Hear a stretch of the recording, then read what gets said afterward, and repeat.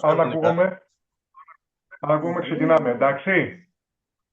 Ναι, ναι. Λοιπόν, ωραία. Πάμε να πούμε δύο πραγματάκια.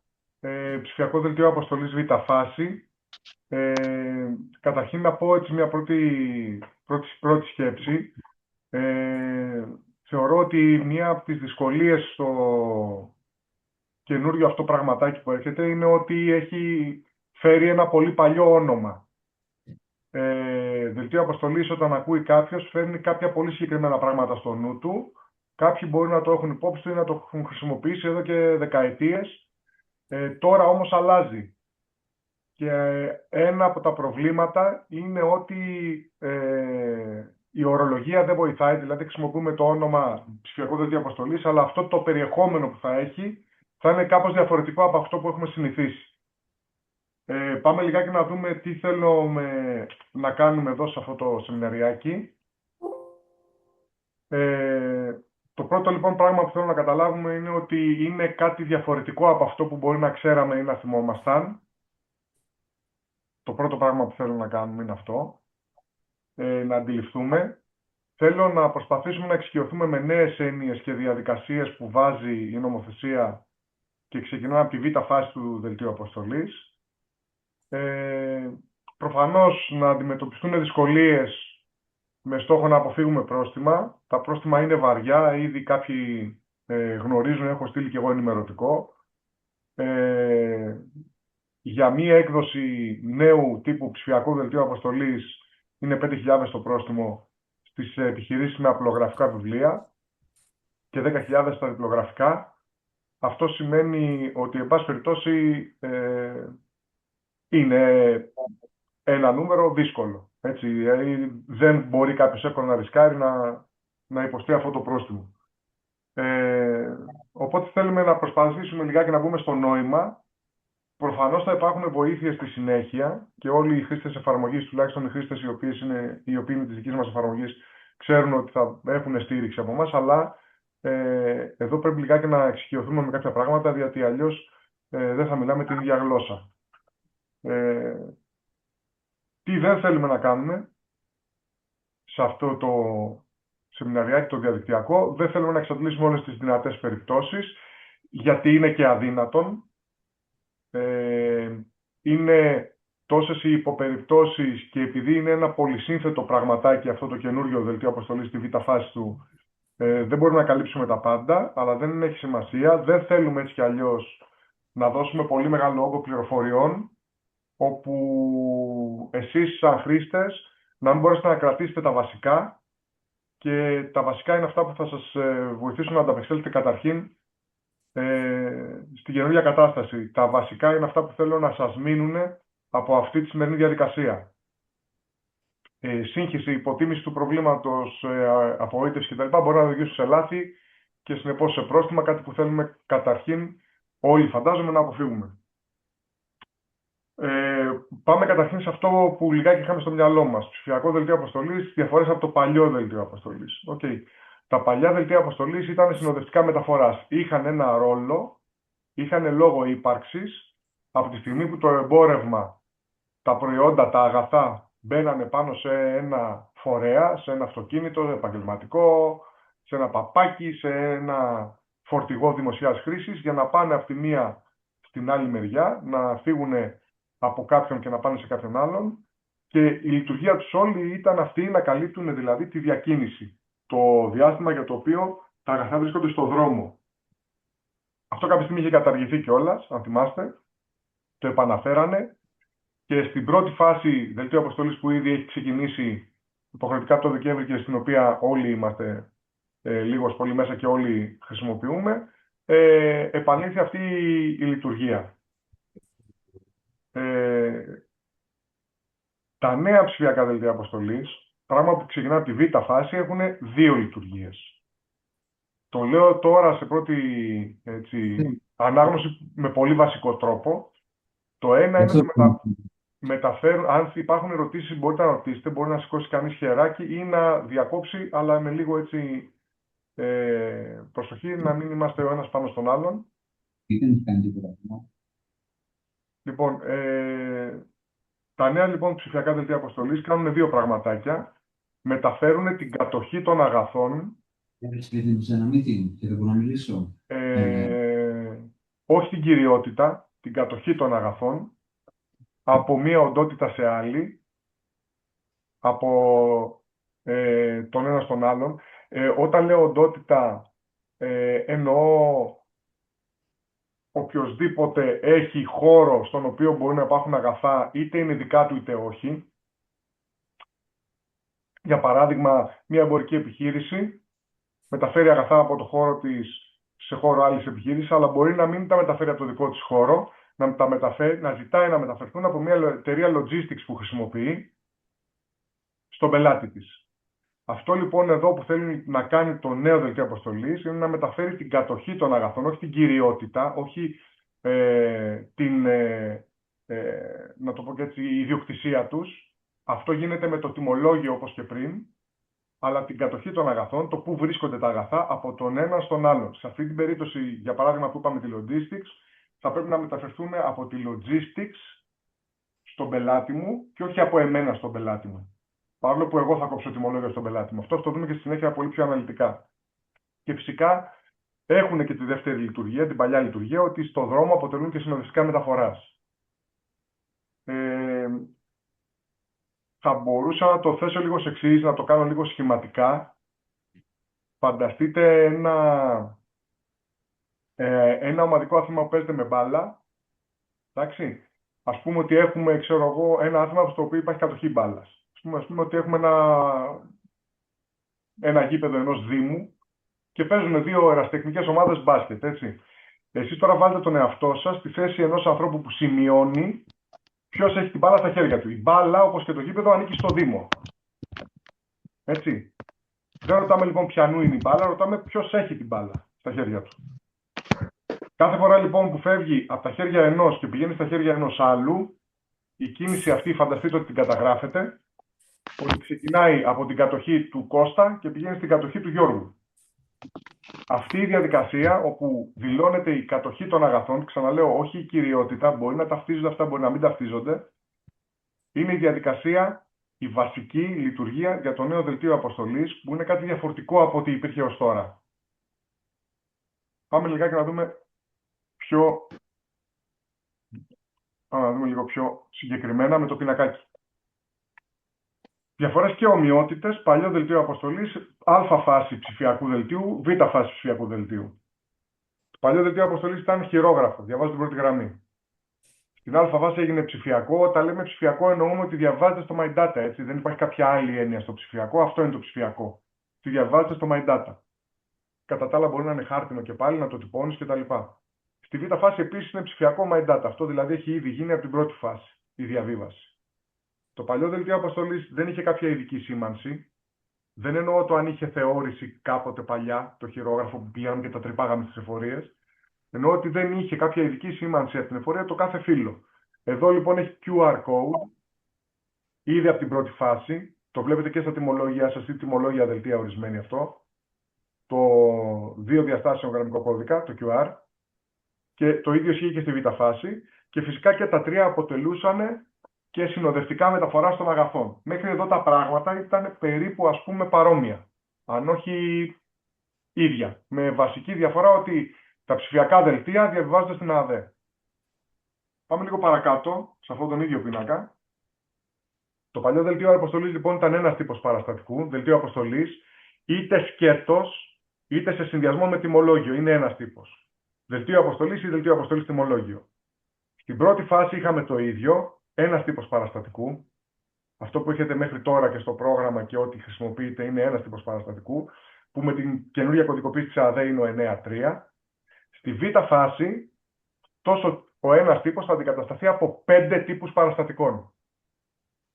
Τα καινούργια παραστατικά διακίνησης αποθεμάτων θα είναι 5 πιθανοί τύποι. Στο παλιό δελτίο αποστολής στο χειρόγραφο, είχαμε 2 πρόσωπα, ο εκδότης του παραστατικού, ο λήπτης του παραστατικού. Στην πρώτη φάση το ίδιο, εκδότης και λήπτης. Στη β' φάση που ξεκινάει από 1η Μαΐου, εκτός αν τελικά ισχύσει κάποια παράταση. Έχουμε έως και 5 πρόσωπα στο ίδιο παραστατικό, εκδότης, παραλήπτης και συσχετιζόμενες οντότητες που μπορεί να υπάρχουν ή να μην υπάρχουν, 1 ή 2 ή και 3. Και στην τελευταία γραμμή η μεγαλύτερη διαφορά ότι στη β' φάση του δελτίου αποστολής πρόκειται για ένα μηχανισμό παρακολούθησης και διαβίβασης της κατοχής αποθεμάτων από οντότητα σε οντότητα. Αυτό που δεν υπήρχε στην πρώτη φάση και στο παλιό δελτίο. Αυτή η λειτουργία αυτού του μηχανισμού παρακολούθησης διαβίβασης της κατοχής αποθεμάτων είναι που αναγκάζει, που απαιτεί τα 2 παραπάνω που βλέπετε. Έως 5 τύπους παραστατικών και έως 5 πρόσωπα ανά παραστατικό. Πάμε να δούμε λιγάκι πώς. Τη φράση νέο οικοσύστημα την έχει χρησιμοποιήσει ένα από τα 2 κορυφαία στελέχη της ΑΔΕ που ασχολούνται ειδικά με αυτό το θέμα και που είναι στο σχεδιασμό. Έχουμε φτιάξει, λέει, πάμε να φτιάξουμε ένα νέο οικοσύστημα. Εγώ θα το πω έτσι λίγο πιο σύντομα, σχήμα. Ένα σχήμα στο οποίο υπάρχουν καινούργια πράγματα και η εφορία θα πληροφορείται για καινούργια πράγματα. Το διαβάζω μαζί με εσάς. Τα νέα ψηφιακά παραστατικά διακίνησης αποθεμάτων είναι συστατικά στοιχεία ενός ολοκληρωμένου νέου συστήματος παρακολούθησης αποθεμάτων της ΑΔΕ. Αυτό λοιπόν που θέλει η ΑΔΕ είναι να παρακολουθεί το ποιος έχει κατοχή αποθεμάτων, πότε φεύγουν από αυτόν, σε ποιον πηγαίνουν και αυτό σε μια πλήρη διαδικασία, δηλαδή επακριβώς πότε ξεκινάνε, ποιος τα μεταφέρει, πότε γίνεται η παράδοση, αν γίνεται παραλαβή, αν έγιναν αποδεκτά, αν απορρίφθηκαν από τον λήπτη κτλ. Αυτό το πράγμα είναι που πάει να εξυπηρετήσει το νέο δελτίο αποστολής. Για να αρχίσουμε να καταλαβαίνουμε λιγάκι το πώς λειτουργεί αυτό, πώς θα λειτουργεί, θα βάλουμε μία έννοια στο μυαλό μας, η οποία δεν υπάρχει πουθενά στην ορολογία την επίσημη της ΑΔΕ ή στην τεχνική προδιαγραφή. Ψηφιακή αποθήκη. Κάθε εγκατάσταση θα θεωρούμε ότι έχει μία αποθήκη στο My Data, ένα ψηφιακό κοιτάπι, μία λίστα, στην οποία θα καταγράφεται το τι μπαίνει και τι βγαίνει από αυτή την ψηφιακή αποθήκη. Θεωρήστε δηλαδή ότι υπάρχει ένα αρχιάκι, ένα αρχείο, στο οποίο κάνοντας εμείς τα δελτία και διακινώντας μπρος πίσω το εμπόρευμα, γράφεται κάθε έξοδος από την αποθήκη μας και κάθε είσοδος στην αποθήκη μας. Κανονικά με ποσότητες και τα πάντα. Αυτή η ψηφιακή αποθήκη θα έχει εγγραφές, οι οποίες σιγά σιγά καθώς περνάει ο χρόνος, μπορούν να αρχίσουν να σχηματίζουν μια εικόνα για την πραγματική αποθήκη μας. Καταλαβαίνουμε ότι έχω ήδη ένα στόκ, εάν βάλω πράγματα μέσα και καταγραφεί το τι έβαλα σήμερα, δεν έχει εικόνα η εφορία, η ΑΔΕ, για το τι υπάρχει στην αποθήκη μου. Παρ' όλα αυτά, καθώς περνάει ο καιρός, σιγά σιγά, εφόσον γράφω και συμπληρώνεται η πληροφορία για την ΑΔΕ και κρατάει την πληροφορία του τι μπαίνει και τι βγαίνει από την αποθήκη μου, σιγά σιγά αυτό το ψηφιακό αρχείο, ας πούμε, μπορεί να πλησιάζει όλο και περισσότερο με το πραγματικό. Πάμε λοιπόν να δούμε τις νέους όρους και τις νέες έννοιες που εισάγονται. Είναι ουσιαστικά 4 κατηγοριούλες. Νέοι τύποι παραστατικών, που είπαμε ότι είναι 5 τύποι πλέον. Και θα δούμε πρώτα αυτό, το νούμερο 1, νέους τύπους παραστατικών. Το δεύτερο, συσχετιζόμενες οντότητες, νέα έννοια επίσης. Η ρόλη των οντοτήτων, νέο. Και οι καταστάσεις του δελτίου αποστολής, και αυτό είναι καινούργια πράγματα τα οποία δεν έχουν υπάρξει στο παρελθόν. Να ξεκινήσουμε με το πρώτο, τους νέους τύπους παραστατικών. Αυτό που σας δείχνω εδώ είναι σύμφωνα με τους πίνακες της ΑΔΕ, οι τύποι των παραστατικών διακίνησης αποθεμάτων που ξεκινάνε από τη β' φάση. Όπως βλέπετε έχουν μια κωδικοποίηση, αυτά δεν μας αφορούν οι κωδικοποιήσεις, απλά θέλω να μείνει η προσοχή σας λιγάκι πρώτα στο εξής, στο 9.3 στη μέση, δελτίο αποστολής, το απλό, το σκέτο δελτίο αποστολής. Αυτό ήταν ο μόνος τύπος που είχαμε στην πρώτη φάση, που είναι ουσιαστικά η ψηφιακή μορφή του παλιού δελτίου αποστολής. Και αυτού η λειτουργία αλλάζει, αλλά τώρα προσθέτονται άλλες 4 τύποι. Πάμε να τους δούμε λίγο Συνοπτικά, θα ξεκινήσω από τη δεύτερη γραμμή, συγκεντρωτικό δελτίο αποστολής. Συγκεντρωτικό δελτίο αποστολής μπορεί να υπήρχε μόνο ως σημείωση αυτό, αλλά πλέον παίρνει δικό του τύπο. Είναι ένα δελτίο αποστολής που κάνει κάποιος όταν πρόκειται, για παράδειγμα, να φορτώσει το αυτοκίνητό του με αγαθά που δεν ξέρει πού θα καταλήξουν και σε τι ποσότητα στον κάθε έναν λήπτη. Στον κάθε ένα παραλήπτη, τέλος πάντων. Παράδειγμα, διανομή γάλα, γιαούρτι, χυμούς και άλλα τέτοια είδη σε σούπερ μάρκετ, μίνι μάρκετ κτλ. Φορτώνουν το αυτοκίνητο το πρωί, περνάνε από τον κάθε προορισμό και εκεί θα μάθουν και θα κόψουν πάνω στο αυτοκίνητο επιτόπου το παραστατικό για το τι θέλει ο κάθε ένας πελάτης τους. Αλλά το αυτοκίνητο, για να βγει από την πόρτα και να κινηθεί νόμιμα, χρειάζεται ένα συγκεντρωτικό δελτίο αποστολής που θα καταγράφει τη συνολική του ποσότητα. Αν υπάρχει ερώτηση, θέλετε να μου την κάνετε να την ακούσω. Αυτό λέω και εγώ. Τώρα, άμα είναι κανένα γεροντάκι. Κοιτάξτε, μην με ρωτήσετε πώς θα το καταφέρουμε. Αφήστε να δούμε λιγάκι πώς πάει το σεμιναριάκι και στο τέλος σας λέω σίγουρα, όχι ότι θα τα καταφέρουμε σίγουρα, αλλά τουλάχιστον θα ξέρουμε πού είναι τα προβλήματα.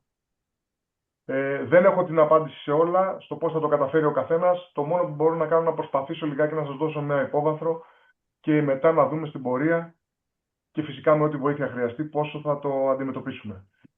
Οπότε το συγκεντρωτικό δελτίο αποστολής είναι για αυτό το σκοπό. Το συσχετιζόμενο είναι όταν πιάνεις μια κίνηση όπου πρέπει να δεθεί, πρέπει να δηλωθεί από πού ξεκίνησε. Συνήθως αυτά τα δύο πηγαίνουν μαζί. Βγαίνω με ένα συγκεντρωτικό δελτίο και το κάθε επιμέρους δελτίο που αφήνω τα πράγματα το συσχετίζω με το αρχικό συγκεντρωτικό. Δεν είναι ανάγκη να μπούμε σε πολλή λεπτομέρεια εδώ. Απλά σας λέω ότι έχει να κάνει με δήλωση ότι δύο κινήσεις έχουν σχέση μεταξύ τους. Το δελτίο αποστολής το κλασικό, το οποίο είναι στέλνω εγώ πράγματα σε κάποιον, είτε προς πώληση, είτε προς επεξεργασία, είτε για οποιονδήποτε λόγο. Και από εκεί και πέρα, τα δύο δελτία ποσοτικής παραλαβής. Το μη συσχετιζόμενο είναι η τελευταία γραμμή και το συσχετιζόμενο από πάνω του. Τα δελτία ποσοτικής παραλαβής μέχρι τώρα μπορεί να τα έχει συναντήσει κάποιος, αν για παράδειγμα πήγαινε σε μια αλυσίδα ηλεκτρικών για να πάρει για το σπίτι του μια συσκευή, ένα λάπτοπ, μια τηλεόραση, ένα ψυγείο, και αν αυτή η συσκευή παρουσίαζε κάτι και την πήγαινες πίσω για έλεγχο, ας πούμε, σου κόβανε ένα δελτίο ποσοτικής παραλαβής για να έχεις εσύ κάτι στο χέρι σου, ότι τους έχεις δώσει πίσω ένα αντικείμενο το οποίο το έχεις πληρώσει και είναι κάποιες αξίας και να μπορείς, ας πούμε, με αυτό να πας να το ξαναπάρεις πίσω. Αυτά τα δελτία ποσοτικής παραλαβής, λοιπόν, κάνουν μια αντίστοιχη δουλειά. Δεν αφορούν τη λιανική ή την συγκεκριμένη χρήση που περιέγραψα, που μπορεί να ξέραμε όλοι από το παρελθόν. Αφορούν γενικότερα. Έτσι, για παράδειγμα, το συσχετιζόμενο δελτίο ποσοτικής παραλαβής, εάν φύγουν πράγματα από την αποθήκη μου, βγαίνουν προς τα έξω, πάνε για να παραδοθούν κάπου, είτε με συγκεντρωτικό δελτίο και περισσεύουν κάποια και γυρίζουν πίσω, είτε με απλό δελτίο, αλλά για κάποιο λόγο δεν παραδόθηκαν και γυρίζουν πίσω, για να κάνω εγώ ο ίδιος ξανά την εισαγωγή στην αποθήκη μου, χρειάζεται να κάνω ένα δελτίο ποσοτικής παραλαβής για να τα ξαναβάλω μέσα. Εδώ λοιπόν θα σας φτιάξω άλλο ένα σχήμα πάλι. Φανταστείτε το σαν είσοδο το ένα και έξοδο το άλλο. Αν μου φέρνουν πράγματα, μπορώ να τα εισάγω στην αποθήκη μου είτε καθώς αποδέχομαι το δελτίο του αλουνού που μου τα έφερε, είτε αν έρθουν χωρίς δελτίο ή αν έρθουν από μένα τον ίδιο πίσω, για να τα ξαναεισάγω στην αποθήκη μου, θα πρέπει να το δηλώσω ότι ξαναμπαίνουν και να κάνω ένα δελτίο ποσοτικής παραλαβής. Ακόμα και στο παράδειγμα που είπα, όπου μας χάλασε, ξέρω εγώ, το CD player και το πηγαίνουμε πίσω στο κατάστημα των ηλεκτρικών και του το δίνουμε για να το κάνει ένα έλεγχο, αυτό το κατάστημα ηλεκτρικών πλέον θα κάνει δελτίο ποσοτικής παραλαβής από τον ιδιώτη και θα διαβιβάζει στο My Data για να δηλώσει ότι μπήκε μια συσκευή ξανά πίσω στην αποθήκη του. Πάμε λίγο παρακάτω, μην περιμένετε να τα ξεκαθαρίσουμε όλα εξ αρχής, σιγά σιγά θα μπούμε. Ε, αυτό που βασικά θέλω να καταλάβετε και να σας μείνει είναι αυτό που λέμε εδώ. Τα νέα δελτία αποστολής και ποσοτικής παραλαβής είναι εισιτήρια εισόδου και εξόδου αγαθών από μια αποθήκη στην άλλη. Είναι ένας νέος ρόλος παραστατικού που δεν έχει υπάρξει στο παρελθόν. Σκεφτείτε το λιγάκι ως εξής. Ας πούμε ότι θέλω να μπω στο νοσοκομείο, έτσι, για κάποιο λόγο. Για να μπω, δεν περνάω από την πόρτα, πηγαίνω, βρίσκω ένα άδειο κρεβάτι και κάθομαι. Το πρώτο που θα κάνω είναι ότι πρέπει να πάει κάποιος, ή εγώ ή κάποιος άλλος, στο γκισέ και να μου βγάλουν ένα εισιτήριο. Έτσι, θα βγάλουν χαρτί δηλαδή, για να μπω εγώ και να πιάσω ένα κρεβάτι. Το ίδιο για να βγεις από ένα νοσοκομείο, δεν παίρνεις τα πραγματάκια σου και φεύγεις και λες αντίο, καλά τα είπαμε, τώρα πάω σπίτι μου. Θα πας πρώτα στο γκισέ, θα βγάλεις το εξιτήριο και θα πάρεις την έξοδο. Φανταστείτε λοιπόν ότι όπως εκεί κάθε είσοδος-έξοδος δηλώνεται, για να μπεις δηλώνεις πρώτα, για να βγεις δηλώνεις πρώτα, αυτό το ρόλο θα το παίζει το νέο δελτίο αποστολής και τα δελτία αποστολικής παραλαβής. Θα δηλώνουν δηλαδή μπήκαν αγαθά, βγήκαν αγαθά.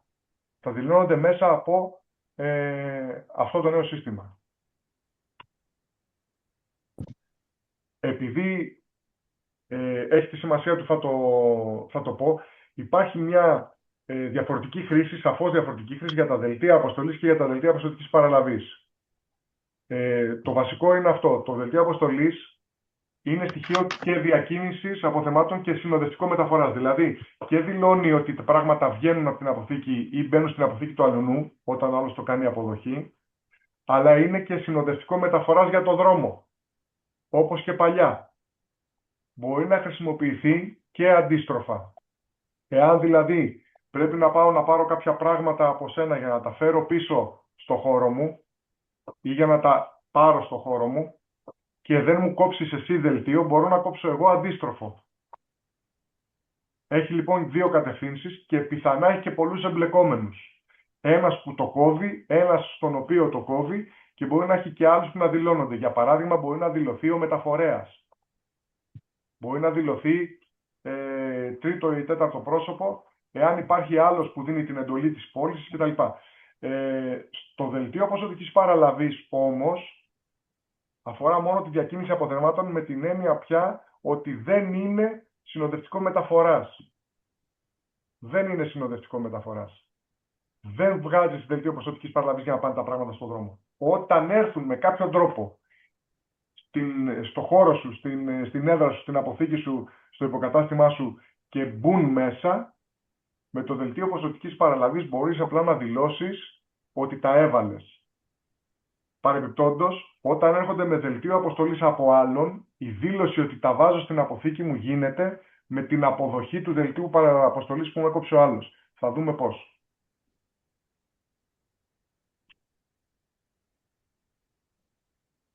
Πολύ πολύ βασικό. Ποιοι εκδίδουν τα παραστατικά διακίνησης αποθεμάτων.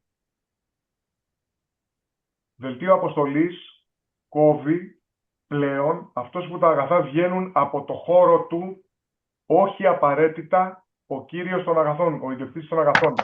Εάν παλιά μπορούσες να πεις ότι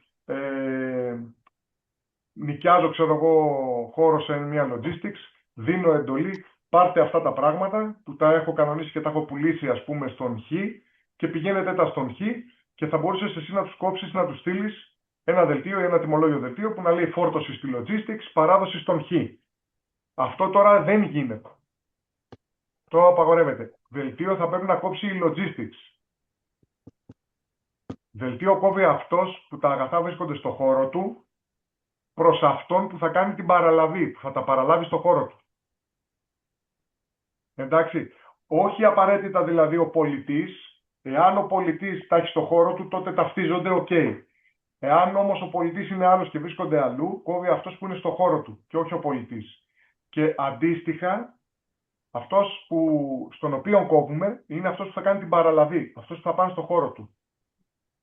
Και όχι αυτός που αγόρασε Sony και D.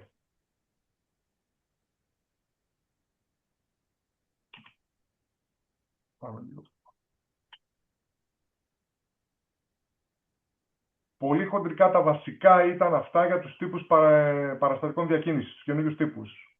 Θα μπούμε λιγάκι στο πώς δηλώνουμε τους υπόλοιπους. Είπα πριν ότι μπορείς να έχεις αυτόν που έχει τα αγαθά στο χώρο του, αυτός κόβει, και αυτός που θα τα παραλάβει στο χώρο του, σε αυτόν κόβει. Δηλαδή είναι ο εκδότης, αυτός που έχει την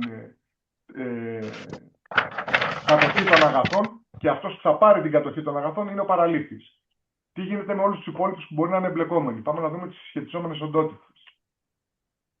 Αυτός είναι ο πίνακας της ΑΔΕ για το ποιες μπορεί να είναι συσχετιζόμενες οντότητες.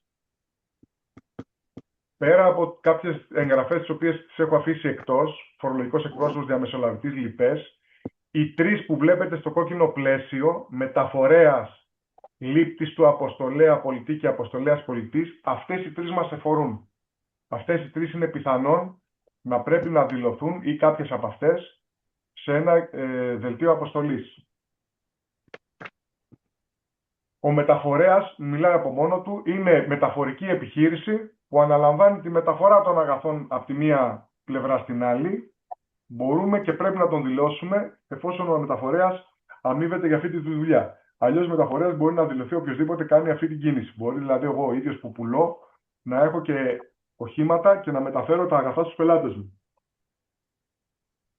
Ο λήπτης του αποστολέα πολιτή είναι ένας τρόπος, μία τέλος πάντων ορολογία που χρησιμοποιείται για να πει ουσιαστικά ο αγοραστής όταν παραλήπτης είναι άλλος. Αν λοιπόν εγώ έρχομαι για να αγοράσω πράγματα από το μαγαζί, παράδειγμα ας πούμε ηλεκτρολόγια υδραυλική, παραγγέλνω πράγματα από την αποθήκη του ηλεκτρολογικού υλικού ή του υδραυλικού υλικού και λέω μη μου τα φέρεις σε μένα, εγώ στα πληρώνω, εγώ τα παραγγέλνω, αλλά μην μου τα φέρεις σε μένα, θα τα πας κατευθείαν εκεί που γίνεται το οικοδομικό μου έργο. Αυτό σημαίνει ότι σαν τιμολόγιο η αποθήκη μπορεί να κόψει σε μένα, αλλά σαν δελτίο αποστολής θα πρέπει να κόψει η αποθήκη στον παραλήπτη, σε αυτόν, στην οικοδομή που θα πάει να κάνει την παραλαβή, θα του τα αφήσει εκεί, και εγώ που είμαι ο αγοραστής θα δηλωθώ ως συσχετιζόμενος, ως λήπτης του αποστολέα πολιτή κτλ.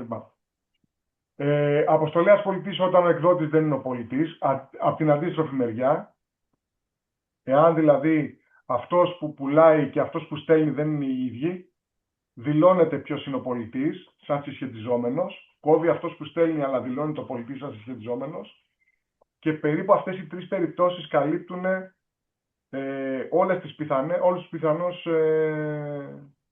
ανάγκες. Οι συνδυασμοί που αρχίζουν και γίνονται, σκεφτείτε το τώρα, φανταστείτε πόσοι συνδυασμοί, ανάλογα με το τι είδους κίνηση συμβαίνει, αν φεύγουν τα πράγματα από την αποθήκη του ενός ή από την αποθήκη του άλλου, εάν είναι κατ' εντολή του ενός ή για την παραλαβή από τον έναν ή τον άλλον, φανταστείτε πόσες πολλές διαφορετικές περιπτώσεις προκύπτουν, πόσοι διαφορετικοί συνδυασμοί, ήδη μέχρι τώρα που έχουμε πει τις πρώτες διαφορές. Να κάνω μια ερώτηση. Βεβαίως. Καλησπέρα καταρχάς. Στην περίπτωση αυτή που είπατε, γιατί εμένα πάντα αυτή είναι η περίπτωση, Ναι. που ο πολιτής και ο μεταφορέας είναι ο ίδιος, είναι η ίδια επιχείρηση. Απλά τα μεταφέρει ένας... Και ο μεταφορέας, προσέξτε, για το μεταφορέα υπάρχει κάτι ειδικό. Θα το πούμε τώρα. Okay. Δηλαδή, εάν εγώ που είμαι ο πολιτής διώχνω τα πράγματα από το χώρο μου, δεν θα δηλώσω τον εαυτό μου και σαν αποστολέα και σαν πολιτή. Γιατί τα διώχνω εγώ, είμαι το ίδιο πρόσωπο. Εντάξει. Εάν αυτός που τα αγοράζει τα πηγαίνουμε στο χώρο του, δεν χρειάζεται να δηλώσει συσχετιζόμενη οντότητα. Για τον μεταφορέα ισχύει το εξής. Δηλώνουμε συσχετιζόμενη οντότητα μεταφορέα, τον δηλώνουμε μέσα στο παραστατικό, εφόσον υπάρχει μεταφορέας που θα πληρωθεί για αυτή τη δουλειά. Αλλιώς, το σύστημα της ΑΔΕ είναι τέτοιο που θα δηλωθεί μεταφορέας όταν πω αυτόματα, χωρίς να κάνω κάτι, και δεν θα είναι συσχετιζόμενη οντότητα τέτοιου τύπου, δηλαδή δεν θα είναι κάποιος που θα τον βάλω εγώ στο τιμολόγιο επάνω να φαίνεται.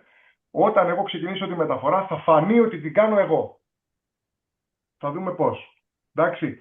Σαν μεταφορέα συσχετιζόμενη οντότητα, θα δηλώσω μόνο αυτόν τον οποίον εγώ τον αμείβω ή τον αμείβει ο πελάτης, δεν ξέρω ποιος, για το μεταφορικό έργο.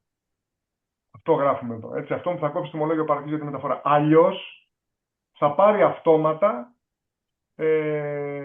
και εμένα τον ίδιο αν δηλώσω ότι ξεκινάω τη μεταφορά εγώ. Εντάξει. Δηλαδή την συσχετιζόμενη οντότητα του μεταφορέα μπορεί και να μην τη δηλώνεις ποτέ αν κουβαλάς τα πράγματα με τα δικά σου μέσα. Δεν θα κάνεις κάτι γι' αυτό. Εντάξει. Κατανοητό. Ωραία. Γενικά το σύστημα θεωρεί ότι ο μεταφορέας έχει και αυτός μια ιδιότυπη ψηφιακή αποθήκη. Δηλαδή τι εννοώ? Ότι κρατάει στην κατοχή του προσωρινά τα αγαθά. Αυτό για να το κάνει ο μεταφορέας, που είναι τρίτο πρόσωπο, πιάνουμε αυτή την περίπτωση πρώτα εδώ, το μόνο που χρειάζεται να κάνει είναι να σκανάρει το QR.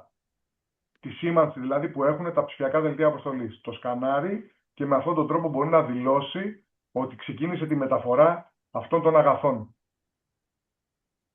Εάν επόμενος μεταφορέας αναλάβει να συνεχίσει, το μόνο που χρειάζεται να κάνει ο επόμενος είναι να σκανάρει εκείνο το QR και ξαφνικά θα περάσει στα δικά του χέρια η κατοχή. Αυτό είναι όμως προσωρινό, έτσι.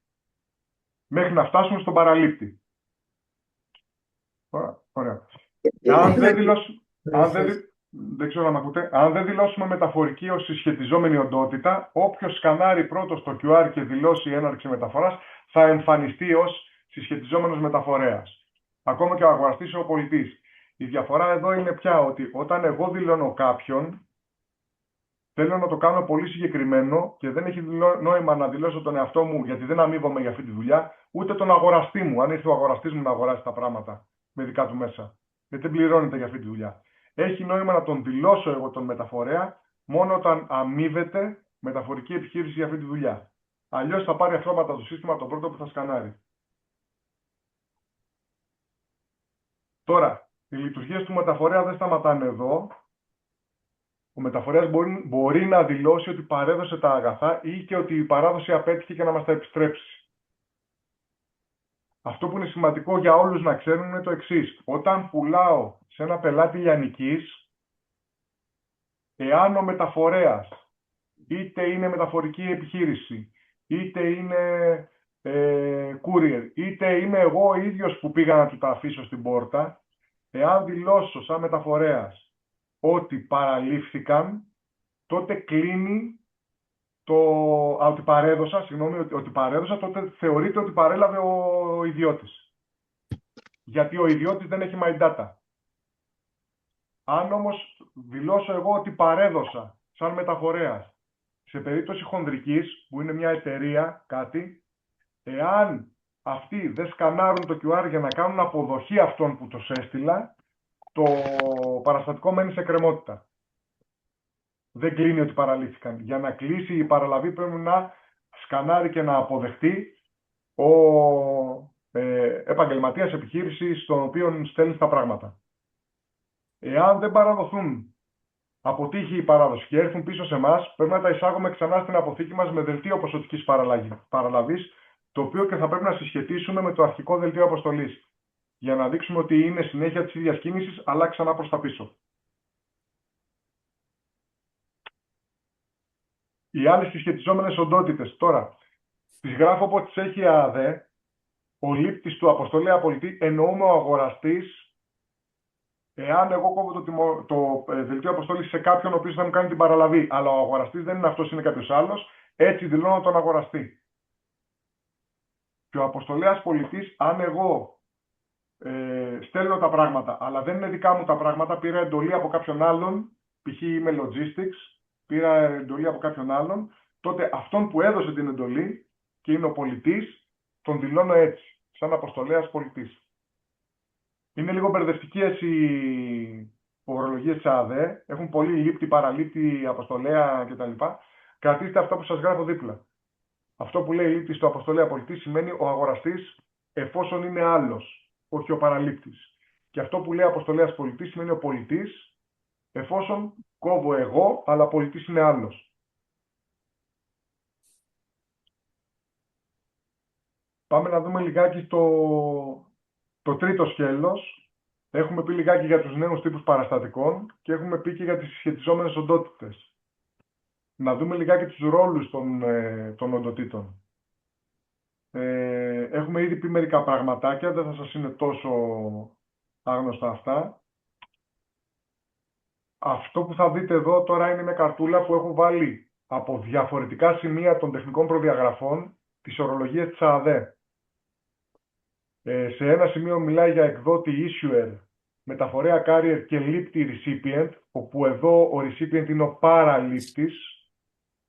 Σε άλλο σημείο λέει αποστολέας, πολιτής, τον πολιτή δηλαδή τον εμφανίζει ως αποστολέα, εκδότη, αυτό που στην πραγματικότητα στέλνει τα πράγματα γιατί τα έχει στο χώρο του είναι ο εκδότης, μεταφορέας, μεταφορική που μπορεί να είναι στη μέση ή επιχείρηση μεταφορική ή οποιοδήποτε κάνει τη μεταφορά, ο παραλήπτης που είναι κάπως σαφές και ο λήπτης και εννοεί ο αγοραστής. Τώρα, από όλα αυτά κρατήστε το εξής, οι δύο βασικοί ρόλοι είναι αυτός που κόβει και αυτός στον οποίο κόβει. Είναι ο εκδότης και ο παραλήπτης. Εκδότης και παραλήπτης, αυτή είναι η βασική ρόλη. Εγώ που κόβω είμαι εγώ που έχω τα πράγματα στα χέρια μου, στο χώρο μου και κόβω σε εσένα που θα τα παραλάβεις. Και θα πάνε στο δικό σου χώρο, δηλαδή, με αυτή την έννοια εννοώ παραλαμβάνει. Όχι το πρόσωπο. Τα στέλνω στην εταιρεία τάδε, η εταιρεία τάδε είναι ο παραλήπτης μου. Οι υπόλοιποι όλοι είναι πιθανά συσχετιζόμενοι ή όχι. Να το πω και αυτό, μία οντότητα μπορεί να έχει στο ίδιο δελτίο αποστολής προαπλούς ρόλους. Παραδείγματος χάρη, ο εκδότης που έχει τα πράγματα στον χώρο του μπορεί να είναι και ο πολιτής. Πάρα πολύ συνηθισμένο. Έρχεσαι στο μαγαζί μου, ζητάς να αγοράσεις κάτι, το ζητάς για λογαριασμό της επιχείρησής σου, στο πουλάω εγώ, από το χώρο μου φεύγουν, στο δικό σου θα πάνε, ο εκδότης είναι και ο πολιτής, ο παραλήπτης είναι και αγοραστής. Επίσης, πολύ συχνό, ο εκδότης ή ο αγοραστής διακινούν το εμπόρευμα με δικά τους μέσα. Οπότε μπορεί να είμαι εκδότης, μπορεί να είμαι πολιτής, μπορεί να είμαι και μεταφορέας. Εντάξει, στην περίπτωση που είναι πολλαπλή η ρόλη, δεν χρειάζεται πάντα να δηλώνουμε όλες τις συσχετιζόμενες οντότητες. Εντάξει. Όταν είναι διαφορετικές όμως πρέπει να δηλώνονται. Πάμε να δούμε το τελευταίο κομμάτι με τις νέες έννοιες, για να κλείσουμε κάπως με τις νέες έννοιες. Οι καταστάσεις των δελτίων αποστολής, που δηλώνονται σκανάροντας αυτό το QR, το περίφημο QR. Πάμε λίγο, τρομακτική λίγο εικόνα, αλλά θα το πάμε σιγά σιγά εδώ. Λοιπόν, η πρώτη κατάσταση στην οποία μπορεί να βρεθεί ένα δελτίο αποστολής, μιλάμε είτε για σκέτο δελτίο, είτε για δελτίο αποστολής και τιμολόγιο μαζί, έτσι.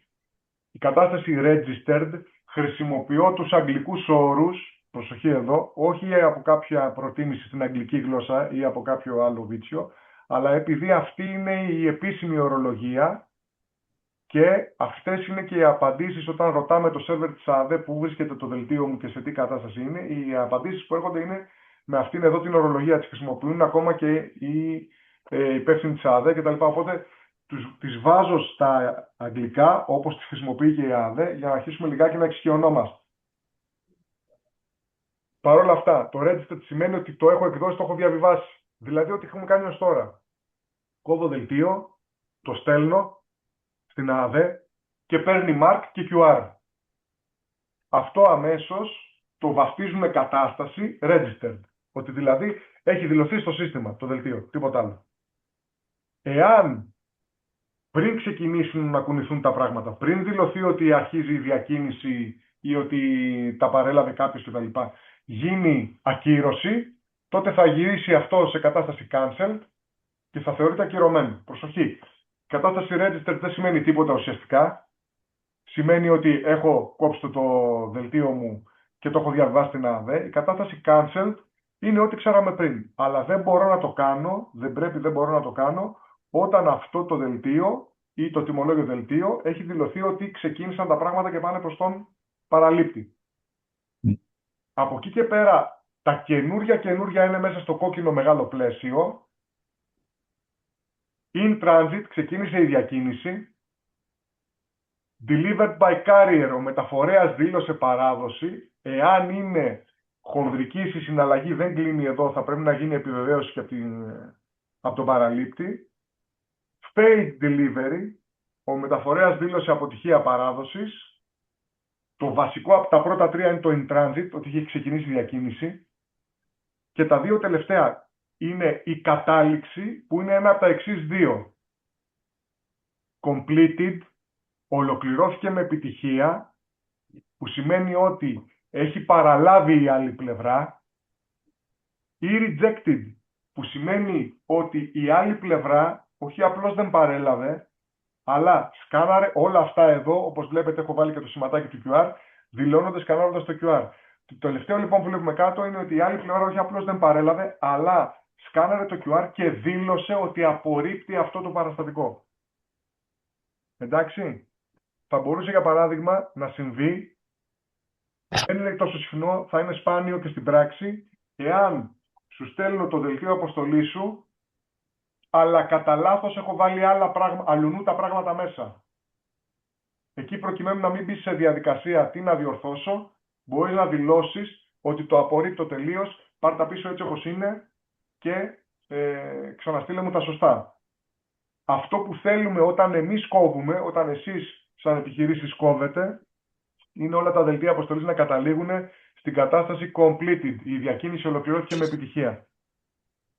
Αυτός είναι ο στόχος. Αυτό είναι που θέλουμε. Και θα δούμε λιγάκι αν μπορούμε και τι μπορούμε να κάνουμε γι' αυτό. Μπορώ να ρωτήσω κάτι? Βεβαίως, ρωτήστε. Ναι. Άρα με λίγα λόγια, η πρώτη φάση ισχύει κανονικά όπως και κόβουμε μαζί το QR η ΑΔΕ. Από εκεί και πέρα όμως για να ξεκινήσει η διαδικασία, την ώρα που ξεκινάει η διαδικασία πρέπει να το σκανάρουμε ότι έφυγε. Ναι, αυτό λέει Πρέπει να δηλωθεί, να σου το πω πιο σωστά, γιατί για το σκανάρισμα υπάρχουν κάποιες ευκολίες και στην εφαρμογή, μπορεί να δείξουμε και για την εφαρμογή στο τέλος αν έχουμε λίγο χρόνο. Υπάρχουν κάποιες ευκολίες, γιατί αυτό το QR που έχει παραχθεί και αποθηκεύεται μέσα στην εφαρμογή δεν είναι για να το ξανασκανάρω, να το τυπώσω για να το σκανάρω, για να το ξαναστείλω. Υπάρχει μέσα στην εφαρμογή, υπάρχουν κάποιες ευκολίες. Πρέπει να δηλωθεί, αυτό κρατήστε, πρέπει να δηλωθεί ότι ξεκινάει η μεταφορά των αγαθών. Και δηλώνεται με το QR. Και δηλώνεται με το QR. Άρα θα πρέπει δηλαδή την ώρα που εγώ διώχνω κάτι, μου έχει δώσει QR η ΑΔΕ, από εκεί και πέρα την ίδια στιγμή πριν φύγει, το σκανάρω με το QR. Ακριβώς. Και λέω ότι φεύγει. Ακριβώς. Και όταν παραλυφθεί από ιδιώτη, ξανασκανάρω εγώ πάλι. Μπράβο, και δηλώνεται ότι το παραδώσατε. Καλά μέχρι εδώ. Αν πάει όμως σε επαγγελματία, όχι σε ιδιώτη, θα πρέπει ο επαγγελματίας πλέον να σκανάρει το δικό μου δελτίο ότι παρέλαβε. Ακριβώς. Ωραία. Εντάξει, κατανοητό. Ακριβώς. Όταν εσείς, ειδικά αν διακινείτε τα πράγματά σας εσείς οι ίδιοι, δηλαδή τα αυτοκίνητα της εταιρείας σας, πηγαίνουν τα πράγματα, εάν είναι ιδιώτης, μπορούν να δηλώσουν, να δηλώσετε εσείς σαν εταιρεία οι ίδιοι, ότι εγώ τα παρέδωσα στον ιδιώτη, άρα κλείνουμε εκεί. Εάν όμως είναι σε επιχείρηση, εάν η επιχείρηση δεν κάνει σκανάρισμα και αποδοχή, θα είναι στον αέρα το δελτίο αποστολής. Δεν θα κλείνει. Μπράβο. Λοιπόν, περίπου λέμε αυτά που λέει και η κάρτα. Για την έκδοση και διαβίβαση έχουμε κατάσταση register. Η εκκίνηση μεταφοράς με σκανάρισμα του QR φέρνει το δελτίο σε κατάσταση in transit. Δηλώνεται από τη μεταφορική, εάν υπάρχει έξω μεταφορική ή από όποιον κάνει τη μεταφορά, π.χ. ο αγοραστής, π.χ. εμείς οι ίδιοι που πουλάμε. Και εδώ είναι κάτι σημαντικό, ο εκδότης ενός παραστατικού μπορεί να δηλώσει και τον μεταφορέα ότι ξεκινάει, ακόμα και αν είναι άλλος. Δηλαδή, αν έρθει ένας μεταφορέας, ο οποίος για τον α ή β λόγο δεν είναι σε θέση να σκανάρει και να δηλώσει τον εαυτό του ότι ξεκινάει τη μεταφορά των αγαθών που του ανέθεσα να πάει στον προορισμό, μπορώ να τον δηλώσω και εγώ. Και αυτό θα το έχουμε στην εφαρμογή ενσωματωμένο. Εντάξει. Είναι σημαντικό αυτό. Γιατί είναι σημαντικό? Γιατί πρέπει οπωσδήποτε το δελτίο αποστολής μου ή το τιμολόγιο δελτίου αποστολής μου να μπει σε κατάσταση in transit. Εάν δεν μπει σε κατάσταση in transit και είναι απλά registered, δηλαδή απλά ότι έχω ανεβάσει το παραστατικό στην ΑΔΕ, τότε ο παραλήπτης, που αν είναι επιχείρηση περιμένω να σκανάρει για να ολοκληρώσει, δεν θα μπορεί να ολοκληρώσει. Δεν ολοκληρώνεται. Πρέπει τουλάχιστον ένας να δηλώσει ή να τον δηλώσω εγώ που πουλάω, που στέλνω τα πράγματα τέλος πάντων, να δηλώσω ότι ο τάδε κάποιος, εγώ ο ίδιος, το αυτοκίνητο το δικό μου, του αγοραστή μου, ο μεταφορέας, πρέπει να δηλώσω ότι κάποιος ξεκίνησε τη μεταφορά. Εντάξει, κρατήστε το, αυτό είναι σημαντικό. Οπωσδήποτε πρέπει να δηλωθεί η μεταφορά. Το έχουμε ήδη πει, για να ολοκληρωθεί η διακίνηση του αποθέματος πρέπει να έρθει σε κατάσταση completed το δελτίο αποστολής. Αυτό πρέπει οπωσδήποτε, το θέλουμε οπωσδήποτε. Εάν είναι B2B, δηλαδή επιχείρηση, ο παραλήπτης μόνο αν σκανάρει το QR και κάνει αποδοχή. Και λέω αυτή η διαδικασία αφορά τους πάντες για ποιο λόγο. Δεν αφορά μόνο όταν πουλάμε κάτι ή στέλνουμε κάτι και περιμένουμε ο παραλήπτης μας να μας κάνει σκανάρισμα για αποδοχή. Αφορά και εμάς τους ίδιους όταν αγοράζουμε πράγματα, ακόμα και αυτός που δεν είναι εμπορική επιχείρηση. Δηλαδή, εδώ να προσέξουμε λιγάκι, μία επιχείρηση παροχής υπηρεσιών, ένα λογιστικό γραφείο, ένας γιατρός, ξέρω εγώ, ή οτιδήποτε, οι οποίοι παίρνουν χαρτί μελάνια για τον εκτυπωτή τους και 5 πραγματάκια, ξέρω εγώ, ή αναλώσιμα κτλ. Όλοι αγοράζουμε κάτι. Ακόμα και αν για αυτούς δεν είναι εμπόρευμα, πρέπει να σκανάρουν και να αποδεχτούν, γιατί αλλιώς για αυτόν που τους το πούλησε δεν κλείνει ποτέ το τιμολόγιο δελτίο ή το δελτίο. Δηλαδή μπορεί για τους ίδιους μια επιχείρηση και τι μας νοιάζει, τι σημασία έχει, εγώ είμαι παροχή υπηρεσιών, δεν έχω καμία σχέση με όλα αυτά, εγώ είμαι, ξέρω εγώ, κάνω, marketing. Δεν πουλάω τίποτα, γιατί να μπλέξω με αυτά. Ακόμα και αν δεν κόβω ποτέ δελτίο αποστολής προς κάποιον άλλον, το λιγότερο, ακόμα και αν αυτό που αγοράζω είναι υλικά, καθαριστικά για το χώρο μου κτλ., αλλά τα παίρνω με τιμολόγιο και έρχονται στο χώρο μου, θα πρέπει να κάνω σκανάρισμα και να αποδεχτώ, γιατί αλλιώς για αυτόν που μου τα πούλησε δεν θα κλείνει ποτέ το δελτίο αποστολής. Πάμε παρακάτω. Λοιπόν, Espera να κάνω μια ερώτηση εγώ. βεβαίως. Εγώ τώρα έχω μια περίπτωση η οποία αγοράζω ένα προϊόν για κάποια εργασία που πρόκειται να κάνω. Ωραία. Το οποίο εγώ έχω ένα συμφωνητικό με μια εταιρεία να το φτιάξω. Ωραία. Άρα λοιπόν εγώ είμαι υπεργολάβος. Ωραία. Στη μία περίπτωση. Στην άλλη περίπτωση μπορεί να είμαι κατευθείαν εργολάβος. Ωραία. Όταν παραλάβω εγώ το υλικό από τον κάθε προμηθευτή μου, Mm. ουσιαστικά το περιλαμβάνω μέσα στη δικιά μου την προσφορά και πάω και κάνω την εγκατάσταση. Άρα το αγοράζεις εσύ, το πληρώνεις εσύ. Σωστά. Μπράβο, τέλεια. Φεύγει λοιπόν από το κατάστημα και πάει στο έργο. Κατευθείαν από το κατάστημα του προμηθευτή στο έργο. Ναι. Ωραία. Αυτό για να γίνει θέλει 2 παραστατικά. Το πρώτο παραστατικό είναι που μας κόβει δελτίο. Το πρώτο παραστατικό που θα σου κόβει, να το πω αλλιώς. Καταλαβαίνεις ότι υπάρχει το εξής. Για να γίνει τιμολόγιο δελτίο αυτό είναι αδύνατο. Γιατί στο τιμολόγιο αξίας λήπτης είσαι εσύ που θα πληρώσεις. Γιατί εσύ τα αγοράζεις τα πράγματα, σωστά. Σωστά. Στο τιμολόγιο όμως διακίνησης, όχι το παραστατικό διακίνησης, το δελτίο αποστολής, ναι μεν ο ίδιος εμφανίζεται ως εκδότης, αλλά πρέπει να κάνει παραλαβή το έργο.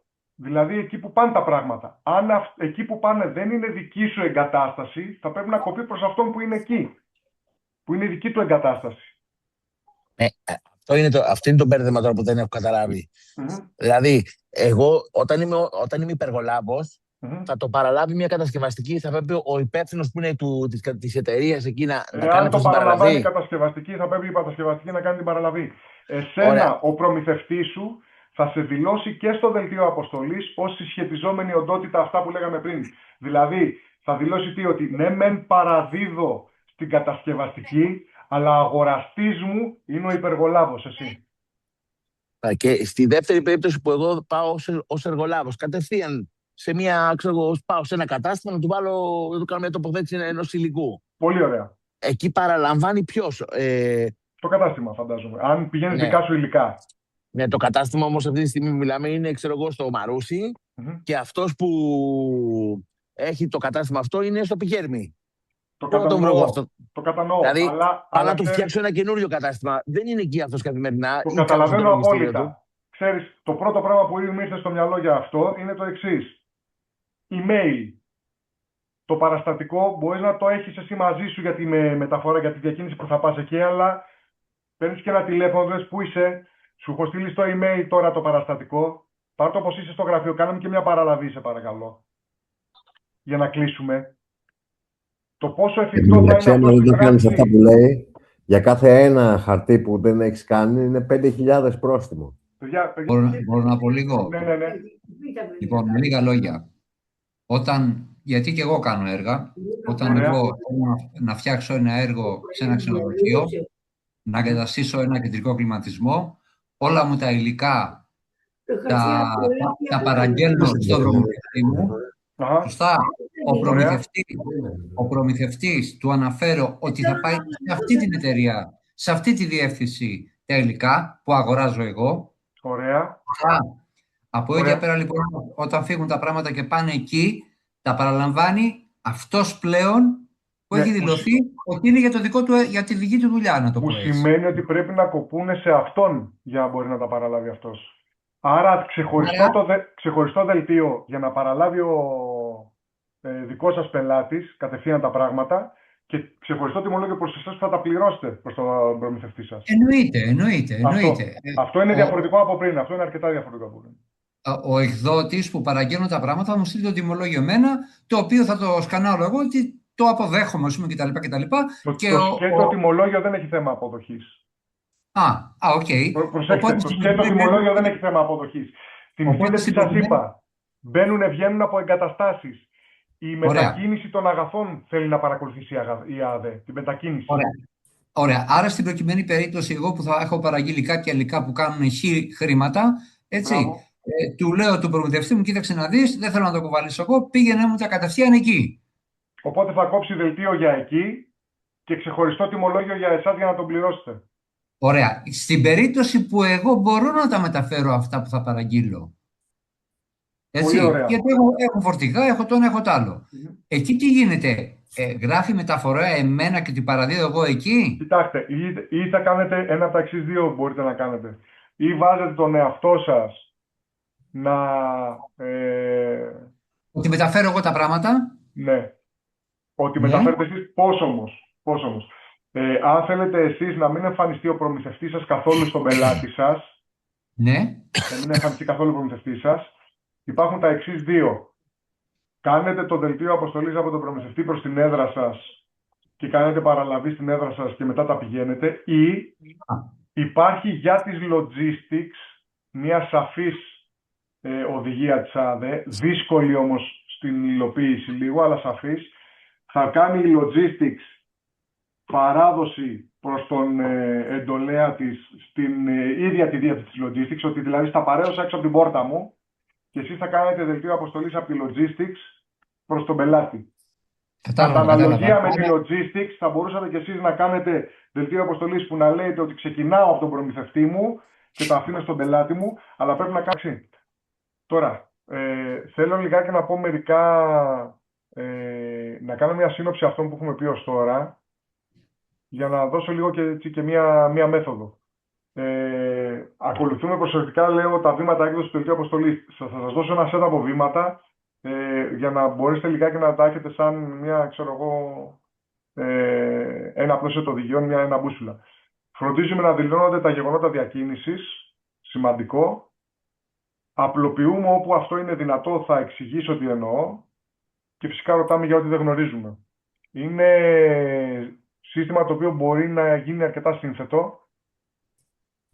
Θεωρώ ότι όπου χρειαστεί κάποιος βοήθεια θα πρέπει να μπορεί να τη ζητήσει. Πάμε να δούμε το πρώτο όμως, τα βήματα έκδοσης του δελτίου αποστολής. Το πρώτο βήμα, προσδιορίζουμε σε ποιου την εγκατάσταση βρίσκονται τα αγαθά. Αυτός πρέπει να εκδώσει. Εάν εγώ, ακόμα και αν είναι δικά μου τα πράγματα, θέλω να πάνε τα πράγματα από τον Γιώργο στον Σταμάτη, πρέπει να πω στο Γιώργο, εσύ θα κόψεις στο Σταμάτη.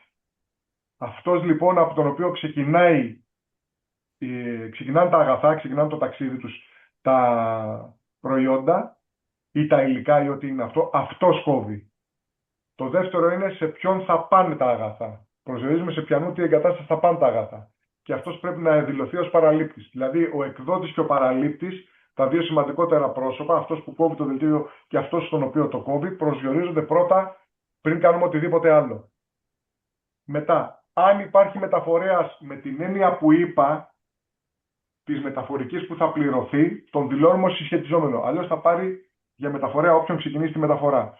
Αν υπάρχει αγοραπολισία και ο πολιτής δεν είναι ο εκδότης, δεν είναι αυτός που πρέπει να κάνει την έκδοση που ξεκινά από το χώρο του, τότε τον δηλώνει ως συσχετιζόμενο τον πολιτή.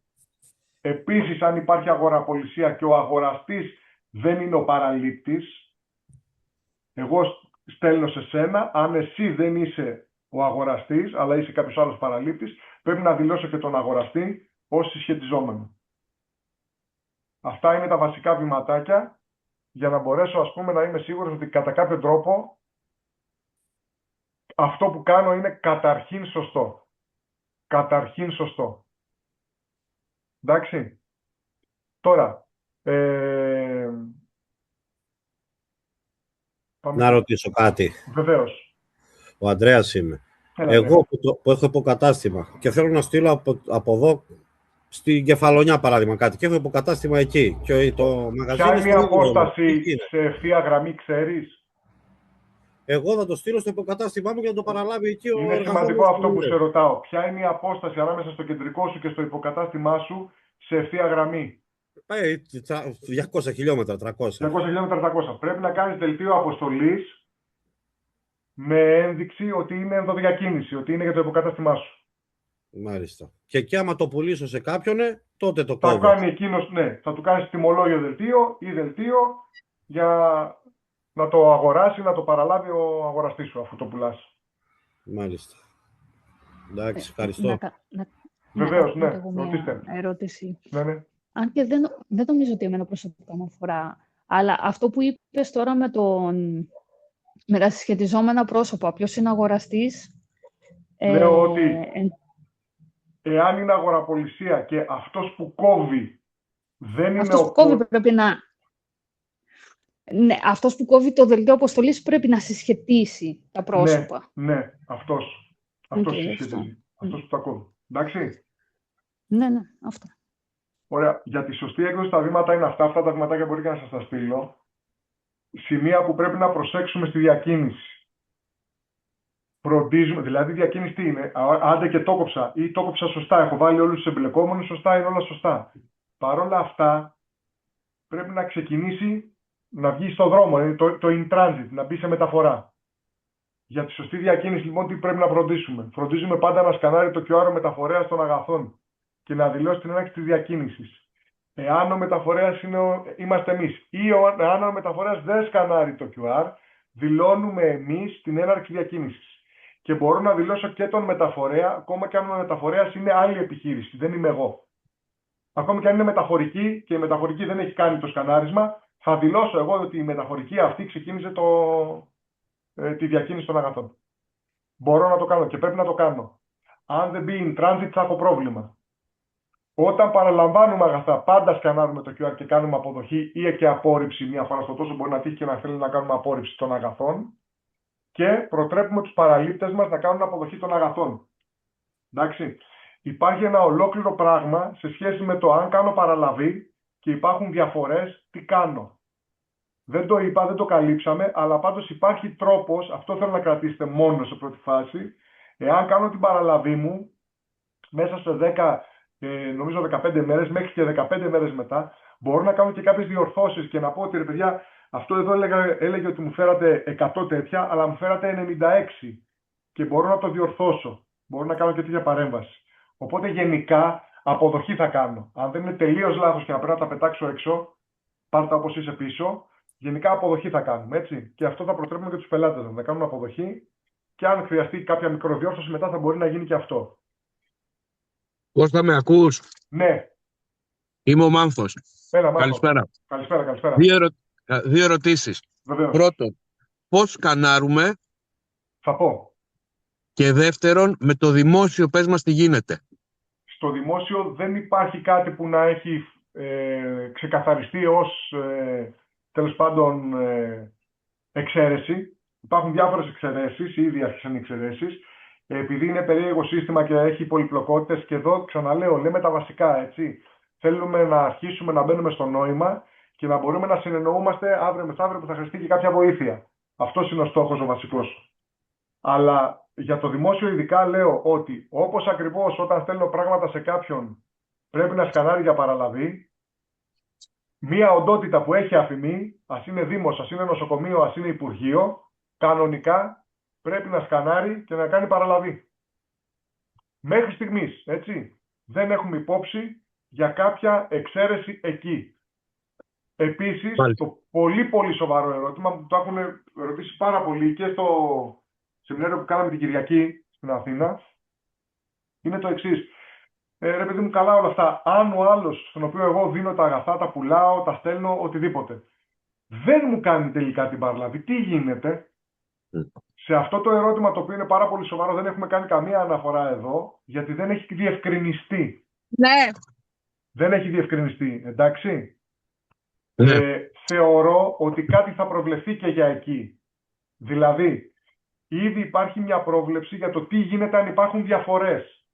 Και μας έχει δώσει ένα μηχανισμό που δεν τον αναλύω εδώ, αλλά δεν χρειάζεται, θα τον δούμε και πιο ειδικά όταν χρειαστεί, για να κάνουμε μια διόρθωση σε αυτό που παραλάβαμε. Ότι παιδιά δεν ήταν τόσο, τελικά ήταν τόσο. Ήταν κάτι παραπάνω, ήταν κάτι παρακάτω.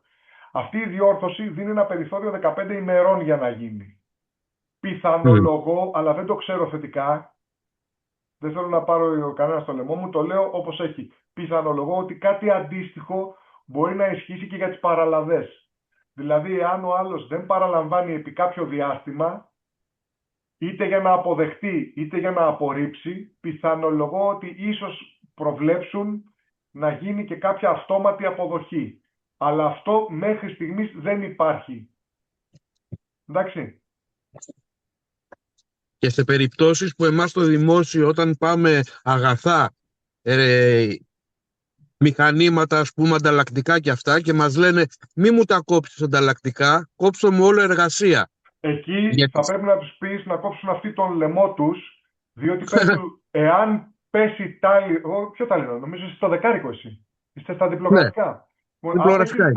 Αν πέσει εδώ δεκάρικο και αν, ας πούμε, για 2 διαδρομές είναι 2 δεκάρικα, αυτά τα 20.000 ευρώ, πες του, ποιος θα τα πληρώσει μετά, φίλε μου? Ποιος θα τα πληρώσει αυτά? Εν πάση περιπτώσει, όταν μιλάμε με δημόσιο, για πες τους, ωραία, ζητήστε από την ΕΑΔ να εξαιρεθείτε, αφού είστε δημόσιο με δημόσιο, για να με αφήσετε και εμένα ήσυχο. Εγώ αυτό που καταλαβαίνω. Να πω κάτι. Ναι. Εγώ αυτό που καταλαβαίνω με την περίπτωση αυτή που είπε ο κύριος, ναι, δεν μας συμφέρει να το κόψουμε σε τιμολόγιο, γιατί καταρχήν μεγαλώνει η αποθήκη μας, η οποία ελέγχεται. Σωστά. Ακόμα δεν έχουν πει πράγματα για την αποθήκη. Σας είπα ότι ο όρος που αποθήκη είναι δικός μας. Ναι, αλλά όταν θα γίνει έλεγχος όμως και δουν ότι έχω αγοράσει εγώ 100 μηχανήματα, και αυτά τα 100 μηχανήματα το δημόσιο ήθελε να μου πει δώστα σε παροχή. Ναι, εκεί μπορεί να υπάρχει σωστή σκέψη. Θα φαίνονται στην αποθήκη μου. Έτσι δεν είναι? Σωστή σκέψη. Εκεί μπορεί να πει λοιπόν και κάνει έλεγχο, θα πει πού είναι αυτά. Εκεί μπορεί να έχω πρόβλημα. Μελλοντικά μπορεί να έχω πρόβλημα. Είναι αυτό που σας είπα, ότι σιγά σιγά η ψηφιακή αποθήκη, δηλαδή αυτή η λίστα που καταγράφει σιγά σιγά η ΑΔΕ με το βάλε βγάλε στην αποθήκη μας, μπορεί να αρχίσει να μοιάζει, να ταυτίζεται σχεδόν με την πραγματική αποθήκη. Και εκεί δεν είναι και απίθανο να μπει κάποιος στο χώρο κάποιου και δεν γράφει αυτός όπου τα αγαθά είναι στην κυριότητά του, ειδικά του, γράφει αυτός που είναι στο χώρο του. Άρα θα μπορούσε κάποια στιγμή να μπει σε ένα χώρο και να πει: εδώ βλέπω όλα αυτά και αυτά είναι αδήλωτα. Και δεν θα είναι δικαιολογία το αυτά δεν είναι δικά μου, τα άφησε κάποιος άλλος εδώ, γιατί και άλλος να τα άφησε εδώ έπρεπε να έχει κάνει παραλαβή και να φανεί ότι είναι στο χώρο σου. Καλή η παρατήρηση και πιστεύω καλή και η παρένθεση. Πάμε λίγο παρακάτω να μιλήσουμε για τις απλοποιήσεις. Αυτό λοιπόν που θα σας δείξω τώρα είναι ένα παράδειγμα. Ένα από τα παραδείγματα του Χουλιάρα του Δημήτρη. Έχω παρακολουθήσει σεμινάρια του. Είναι οικονομολόγος λογιστής, δεν το ξέρω τον άνθρωπο, δεν τον έχω συναντήσει ποτέ. Είναι στο ίντερνετ, θα το βρείτε τα σεμινάρια του, δημοσιευμένα. Έχει κάνει μια φοβερή δουλειά ανάλυσης του νομικού μέρους και έχει βγάλει αρκετό υλικό, πολύ περισσότερες κάρτες και με λεπτομέρειες κτλ. Αξίζει και να το δείτε αν θέλετε. Εδώ θέλω όμως να επικεντρωθούμε σε ένα συγκεκριμένο παράδειγμα από αυτά που δείχνει, για να σας πω τι εννοώ απλοποίηση διαδικασιών. Το παράδειγμα εδώ λοιπόν του κυρίου Χουλιάρα λέει: πολιτής αναλαμβάνει να διακινήσει για την εταιρεία του διαφημιστικό υλικό ή δείγματα σε πελάτες της.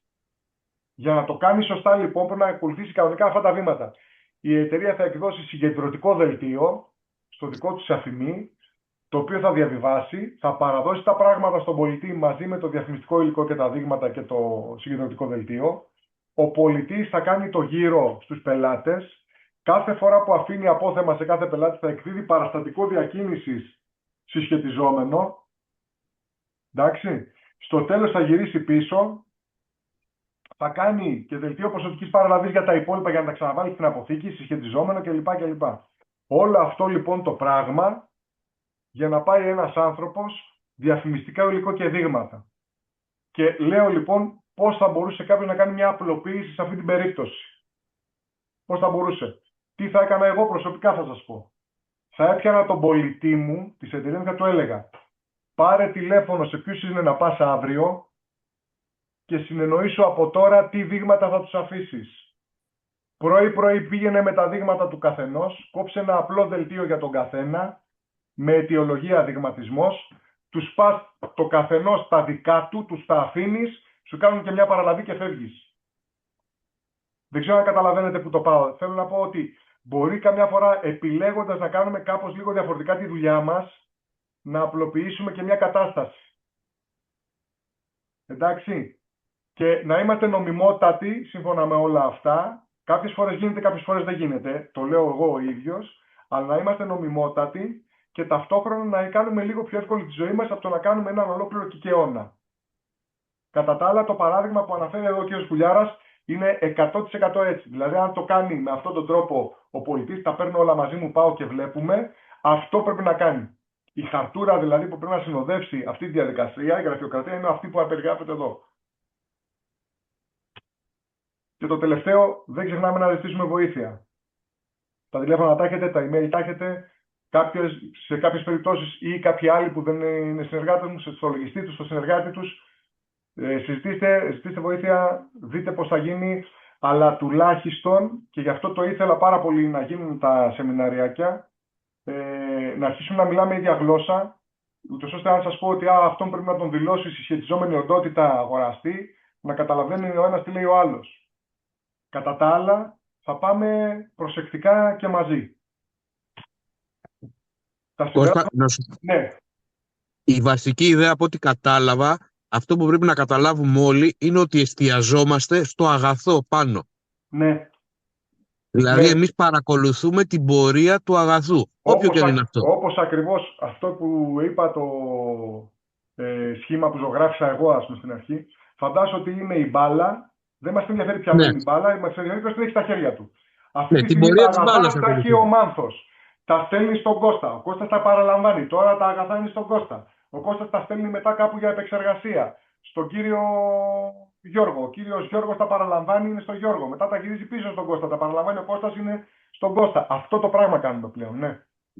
Άρα αυτό σημαίνει ότι στο μέλλον τώρα αρχίζουμε και κάνουμε μια καταγραφή της πορείας των αγαθών. Ναι. Μπαίνουν, βγαίνουν. Άρα στο μέλλον η ΑΔΕ θα έχει κατευθείαν εικόνα της αποθήκης μας.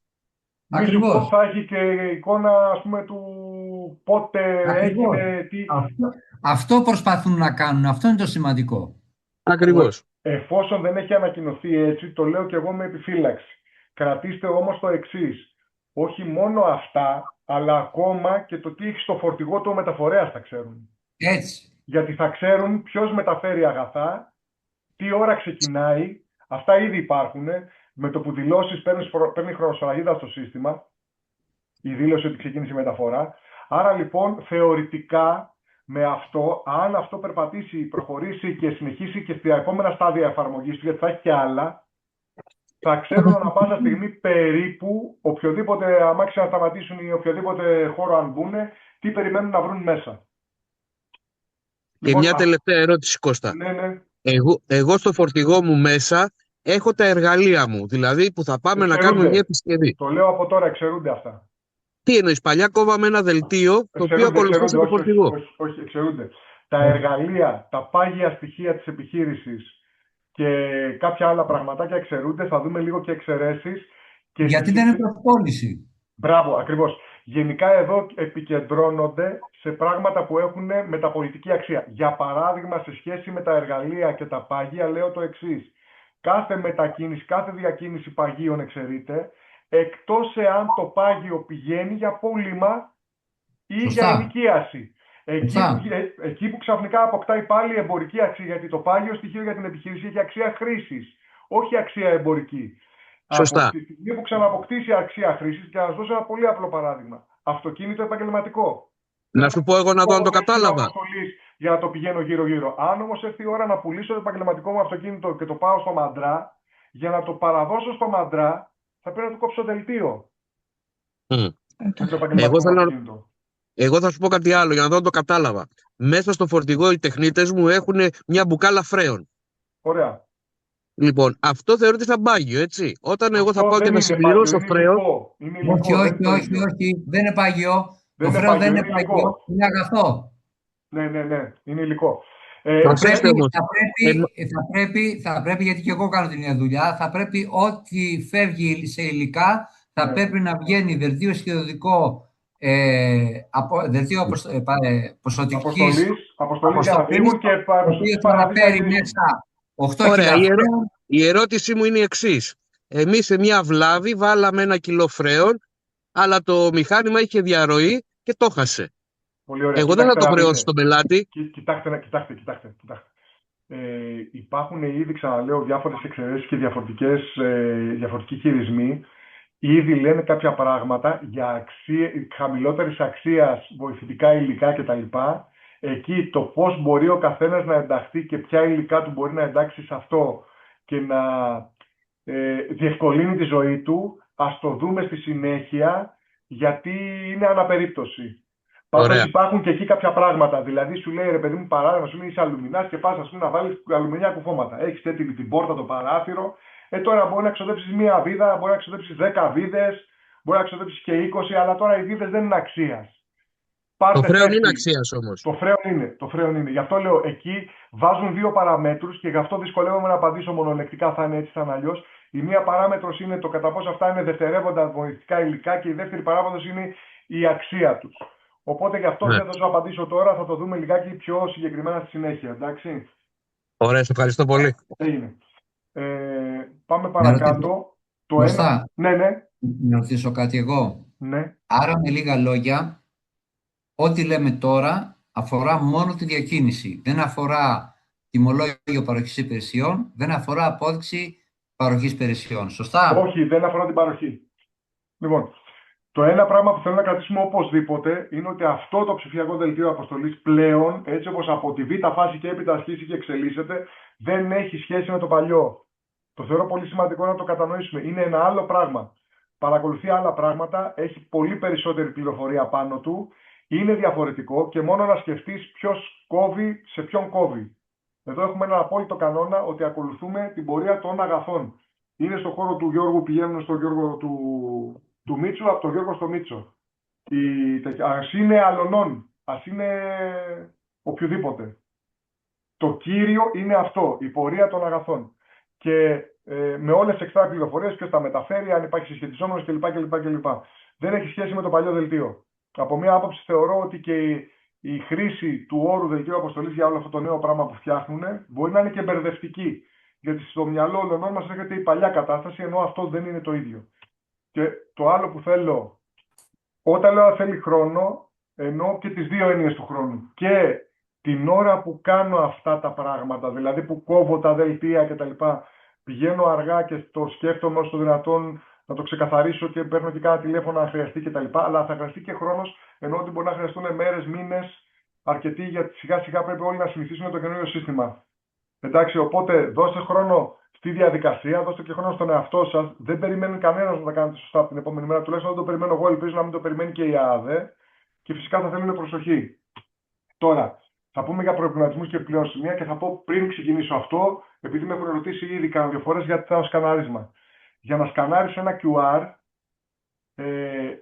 υπάρχουν διάφοροι τρόποι. Ένας τρόπος είναι να χρησιμοποιήσεις το κινητό σου που υπάρχει QR scanner εφαρμογή για να το σκανάρεις και μετά πρέπει να δεις πώς θα το διαχειριστείς αυτό που σκάναρες. Η ΑΑΔ έχει δεσμευτεί ότι θα έχει έγκαιρα, ακόμα δεν το έχει όμως, εφαρμογή για το κινητό που να μπορείς εύκολα να σκανάρεις και μάλιστα εφαρμογή η οποία θα είναι και μεταβλητών δικαιωμάτων, ούτως ώστε να μπορείς να δώσεις σε έναν οδηγό σου την εφαρμογή για να σκανάρει ο οδηγός σου, χωρίς όμως να έχει πρόσβαση και σε άλλα πράγματα. Οπότε, τελειώνοντας και με το σκανάρισμα, πάμε να δούμε μερικά έτσι πολύ σύντομα σε επίπεδο προβληματισμών. Εξαιρέσεις, διευκρινήσεις κτλ. Υπάρχουν πάρα πολλά σημεία τα οποία είναι λίγο θολά, έως και πολύ. Αμέσως και η ίδια η ΑΔΕ, παρόλο το ότι δεν έχει κάνει πίσω στα χρονοδιαγράμματά της ακόμα, εκτός αν κάνει αύριο, τι να πω μεθαύριο, δεν φαίνεται να είναι και τόσο 100% έτοιμη. Δηλαδή, για παράδειγμα, η εφαρμογή η οποία έχει υποσχεθεί δεν είναι έτοιμη ακόμα ή δεν έχει δημοσιευτεί. Και ήδη έχουν γίνει κάποιες κινήσεις από κάποιους κλάδους και έχουν υπάρξει εξαιρέσεις. Πάμε να δούμε λίγο πιο συγκεκριμένα. Τα πάγια, εκτός αν πηγαίνουν προς πώληση ενοικίαση, γενικά εξαιρούνται. Δεν χρειάζονται δελτίο αποστολής. Δίκτυο νερού φυσικού αερίου, αυτά τα είπαν εξ αρχής, γιατί υπάρχει συνεχόμενη ροή, δεν μπορεί κανείς να μπει στη διαδικασία. Ό,τι πηγαίνει προς καταστροφή ή ανακύκλωση, εφόσον δεν πηγαίνει για πώληση. Δηλαδή, πηγαίνω χαρτιά και τα πετάω στον κάδο, δεν χρειάζομαι δελτίο αποστολής. Πηγαίνω χαρτιά και τα πουλάω για ανακύκλωση, χρειάζομαι δελτίο αποστολής. Εντάξει. Το λέω και γιατί έχουμε, ξέρω εγώ, εδώ ηλεκτρολόγους υδραυλικούς. Είναι άχρηστα υλικά και τα απορρίπτω, δεν χρειάζομαι δελτίο αποστολής. Είναι όμως σωλήνες, καλώδια κτλ. Τα οποία τα πουλώ σαν χαλκό ή σαν μέταλλο, εφόσον πάνε για πώληση, χρειάζονται δελτίο αποστολής. Κενά συσκευασίας, παλέτες και νέες κτλ. Εφόσον δεν είναι για πώληση. Οι έμποροι λαϊκών αγορών που πουλάνε βιομηχανικά, βιοτεχνικά είδη έχουν εξαιρεθεί. Για παράδειγμα, αυτός που πουλάει φρούτα δεν εξαιρείται, αλλά εξαιρείται αυτός που πουλάει συσκευασμένες μαρμελάδες ή, ξέρω εγώ, κουτάλια πυρούνια ίσως κτλ. Τις λαϊκές αγορές. Και για τους άλλους υπήρχαν κάποιες απλοποιήσεις. Αγροτικά προϊόντα από το φοράξτρα αποθήκη σε απόσταση μικρότερη των 10 χιλιόμετρων. Επίσης, η ενδοδιακίνηση σε απόσταση κάτω των 10 χιλιόμετρων. Ταχυδρομεία, ταχυμεταφορές, που τους είχαν βάλει κάποιες πολύ ιδιαίτερες υποχρεώσεις για μαζικό QR κτλ. Τους έχουν εξαιρέσει υπό κάποιες προϋποθέσεις και θα υπάρξουν και άλλα. Οπότε να έχουμε τα αυτιά μας ανοιχτά και σε συνεννόηση και σε επικοινωνία, ας πούμε, και με συνεργάτες λογιστές κτλ. Θα υπάρξουν αλλαγές, θα υπάρξουν και πράγματα που ίσως να μας διευκολύνουν, ίσως, ελπίζω τουλάχιστον, σε όλο αυτό. Εδώ τώρα υπάρχει ένα πρόβλημα που θέλω να θέσω. Η διαδικασία όλη μπορεί να παρουσιάσει κενά ή να μην λειτουργήσει όπως προβλέπετε αν δεν λειτουργήσουν όλοι οι κρίκοι. Παράδειγμα, έχετε μια μεταφορική, παίρνει τα πράγματα, μου λέει εντάξει, δηλώνομαι, εγώ μη σε νοιάζει τίποτα, τα πηγαίνει, τα αφήνει στον πελάτη μου, δεν έχει σκανάρει, δεν έχει δηλωθεί. Πάει ο πελάτης μου να σκανάρει να κάνει την αποδοχή των αγαθών και δεν μπορεί. Εντάξει. Εξαίρεση σε αυτό είναι η αντίστροφη διακίνηση, γιατί στην αντίστροφη διακίνηση τα κάνω εγώ όλα μόνος μου. Εγώ κόβω το δελτίο το αντίστροφο, εγώ θα το παραλάβω κτλ. Αλλά με εξαίρεση αυτό, σε όλες τις άλλες περιπτώσεις, πρέπει τα συμμετέχοντα μέρη να λειτουργήσουν με συγκεκριμένο τρόπο. Και αυτό βάζει μια δυσκολία εδώ. Θα πρέπει να φροντίζουμε κι εμείς και να δούμε μήπως είτε και επικοινωνώντας με τους συνεργάτες μας κτλ. Βλέπω πάλι εδώ ένα χεράκι. Ναι, αν μας ακούει η κυρία Θεοφανό και μπορεί να μιλήσει. Μ' ακούτε? Ναι, σας ακούμε. Ωραία. Για το προηγούμενο ήθελα να ρωτήσω, επειδή στις εξαιρέσεις έλεγε για ταχυδρομεία και ταχυμεταφορές. Ναι, εννοεί το εξής, ότι αυτούς τους είχε βάλει σε διαδικασία όταν παραλαμβάνουν τα αγαθά και τα πηγαίνουν στην αποθήκη τους, πριν τα κάνουν μετά για διανομή, να τα εισάγουν στην αποθήκη τους οι ίδιοι και να κάνουν ένα συγκεντρωτικού τύπου δελτίο για να τα ξαναβγάλουν έξω κτλ. Και από όλα αυτά τους εξαίρεσε. Αυτό που δεν ξέρω όμως είναι εάν εξαιρούνται από την υποχρέωση να σκανάρουν για να δηλώσουν τουλάχιστον ότι κάποιος ξεκινάει τη μεταφορά των αγαθών που στέλνουν με αυτούς. Αν εγώ σου στέλνω πράγματα με courier, κάποιος πρέπει να σκανάρει και να δηλώσει ότι κάνει τη μεταφορά. Δεν ξέρω αν εξαιρέθηκε από αυτό ο courier. Εξαιρέθηκαν από κάποια άλλα πολύ πολύπλοκα, τα οποία τους είχε βάλει στην αρχή και για τα οποία έκαναν πίσω. Λογικά θα το γνωρίζουν οι εταιρείες αυτό. Μπορεί να το γνωρίζουν. Παρ' όλα αυτά σας λέω ότι εσείς θα μπορείτε μέσα από την εφαρμογή μας να δηλώσετε τον courier, να περάσετε τα στοιχεία του courier μέσα με το αφημί του, όποιος και αν είναι ο courier που συνεργάζεστε, και να δηλώνετε εσείς ότι ο ταχυμεταφορέας τώρα αυτή τη στιγμή πατάω το κουμπί και δηλώνω ότι πήρε τα πράγματα και πάει. Ναι. Εντάξει. Και στις περιπτώσεις λιανικής, αν έχετε περισσότερο λιανική, αν θυμάμαι καλά, υπάρχει δυνατότητα να δηλώσετε ακόμα και την παραλαβή, αλλά αυτό το φυλάμε για μετά. Εντάξει. Δηλαδή υπάρχουν τρόποι, απλά θα έχετε περισσότερα βήματα. Δεν υπάρχει περίπτωση να φτιάξουμε ένα συγκεκριμένο που να είναι δελτίο αποστολής παύλα λιανική, ώστε να είναι ένα χαρτί. Πώς δεν γίνεται, είναι. Βέβαια είναι. Η απόδειξη λιανικής πώλησης μπορεί να είναι απόδειξη λιανικής πώλησης και δελτίο αποστολής ταυτόχρονα. Μπορεί να είναι διπλό, όπως είναι και το τιμολόγιο. Γίνεται, βεβαίως και γίνεται. Ακόμα και το εξής έχουν επιτρέψει, που δεν είχε γίνει ποτέ ξανά στο παρελθόν, πιστωτικό τιμολόγιο για την επιστροφή μαζί με δελτίο αποστολής. Υπάρχουν πολλά καινούργια πράγματα. Μερικά από αυτά βοηθάνε στο να λυθούν μερικά από τα άλλα καινούργια πράγματα που έχουν ξεκινήσει. Ναι, αυτή η διευκόλυνση υπάρχει. Απόδειξη λιανικής πώλησης και δελτίο αποστολής ταυτόχρονα. Ωραία, ωραία. Καλώς. Ευχαριστώ πολύ. Σούπερ. Να είστε καλά. Πάμε παρακάτω λίγο.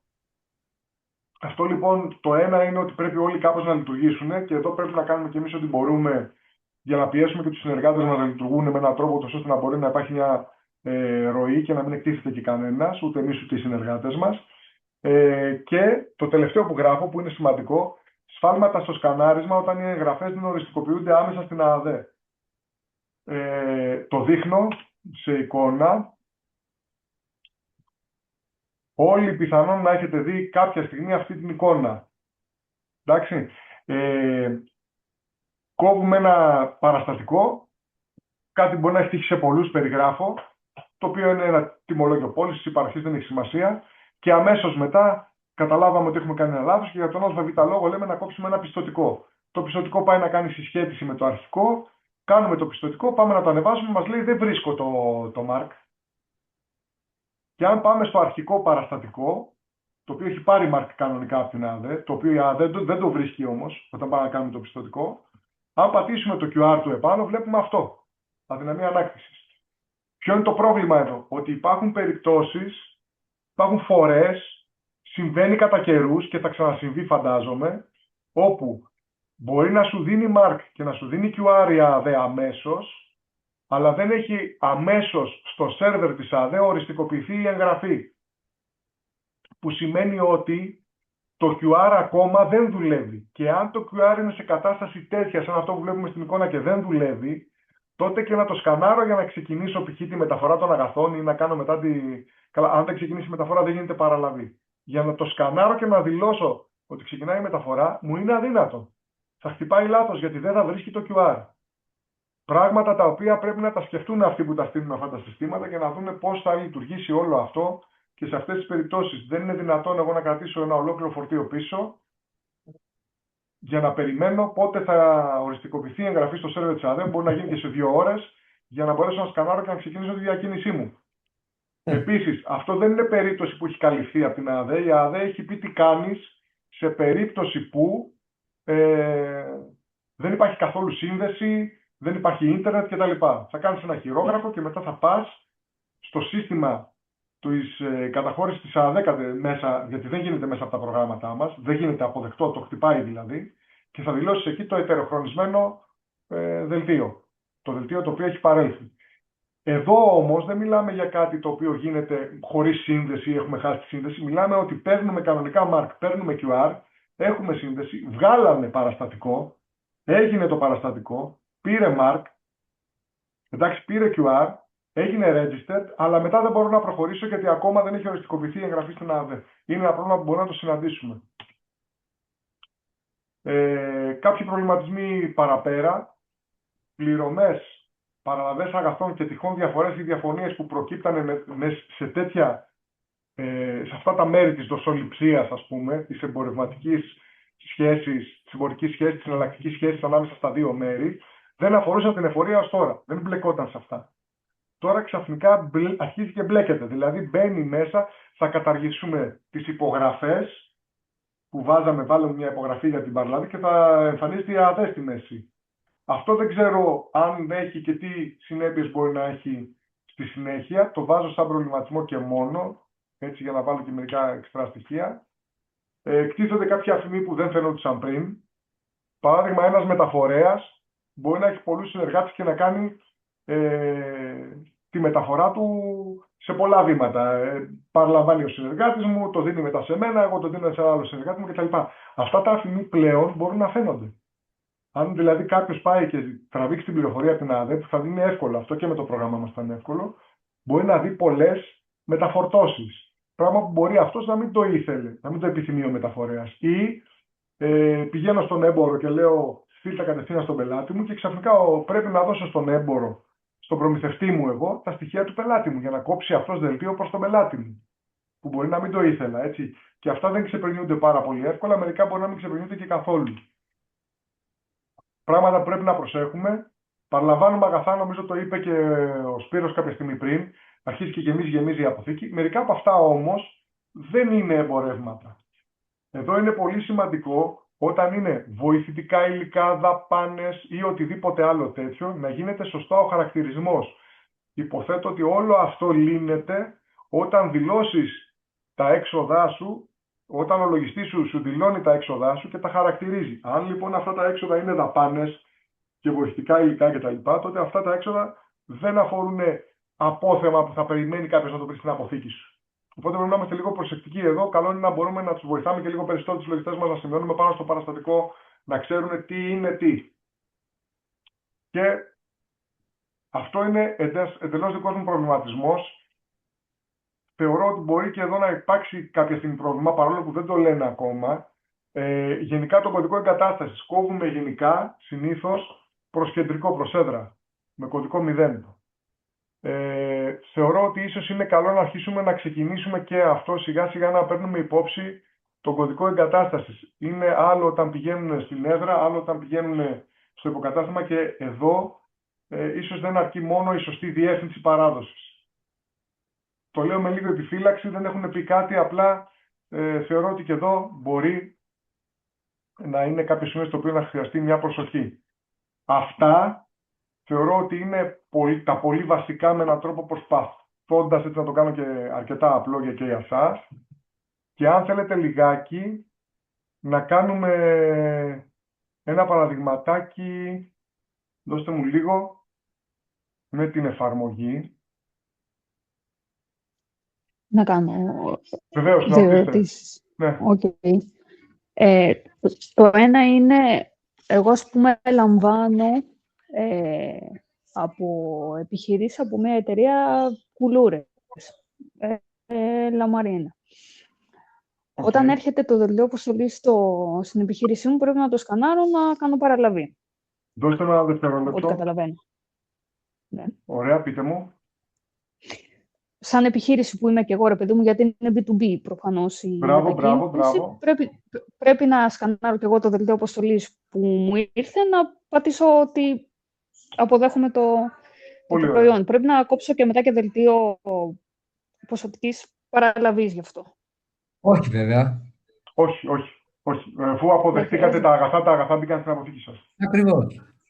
Ωραία. Η αποδοχή σημαίνει ότι μπήκαν στην αποθήκη μου. Άψογα. Πάει αυτό, άρα δεν χρειάζεται. Και το δεύτερο είναι ότι φτιάχνω εγώ ένα ρολό και έρχεται ένας ιδιώτης και το αγοράζει από μένα. Μετά το πάει για εγκατάσταση. Αυτός. Εγώ εκεί απλά κόβω ένα τιμολόγιο. Δεν χρειάζεται να κόψω και δελτίο αποστολής.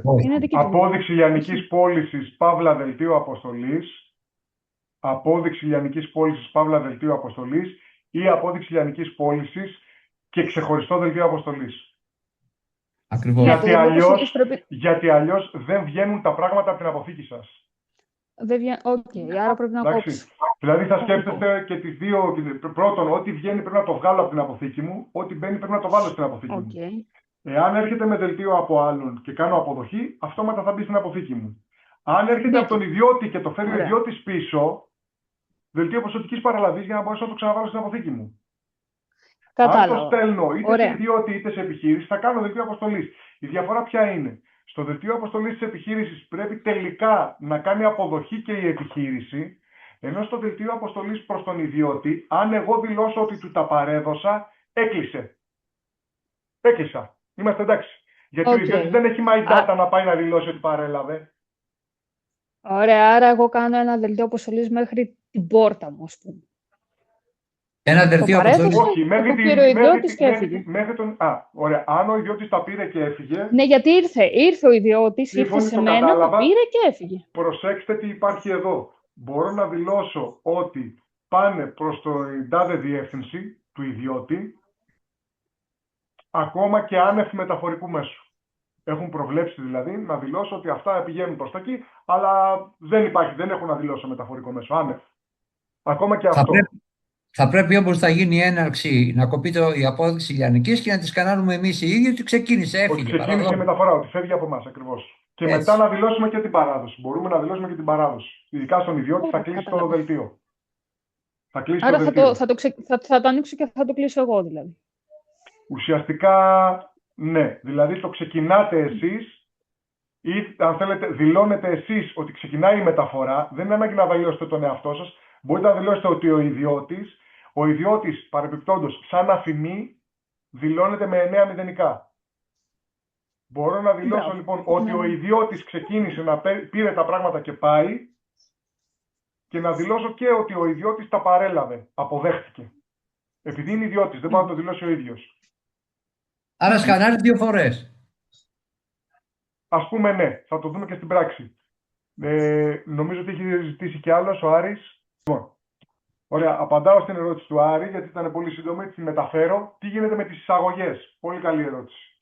Εάν εγώ λοιπόν αγοράζω πράγματα από το εξωτερικό, είτε από τρίτη χώρα είτε από Ευρωπαϊκή Ένωση, τα πράγματα με κάποιο τρόπο μπορεί να έρχονται μέχρι τον εκτελονισμό ή μέχρι την πόρτα μου. Εάν έρχονται μέχρι τον εκτελονισμό και πάω να τα πάρω εγώ από τον εκτελονισμό, θα κάνω αντίστροφο δελτίο αποστολής, παραλαβή από τον εκτελονισμό και είσοδο στην αποθήκη μου. Αν έρχονται μέχρι την πόρτα μου, πολύ συνήθες και πολύ πιο απλό να το απαντήσω, εφόσον τα παραλαμβάνω με τα παραστατικά τα ξένα και τις διακίνησεις στο CMR και τα παραστατημολόγια τα ξένα, δεν υπάρχει κάτι σχετικό με το My Data. Για να τα βάλω στην αποθήκη μου, θα κάνω δελτίο ποσοτικής παραλαβής. Ελπίζω να το απάντησα. Θα κάνω δελτίο ποσοτικής παραλαβής. Οπότε, όλες τις ποσότητες των αγαθών που αγόρασα από το εξωτερικό θα τις εισάγω εγώ στην αποθήκη μου, μια που δεν μπορώ να περιμένω από τον προμηθευτή μου να είναι συμβατός με τα συστήματα της ΑΔΕ, γιατί είναι του εξωτερικού.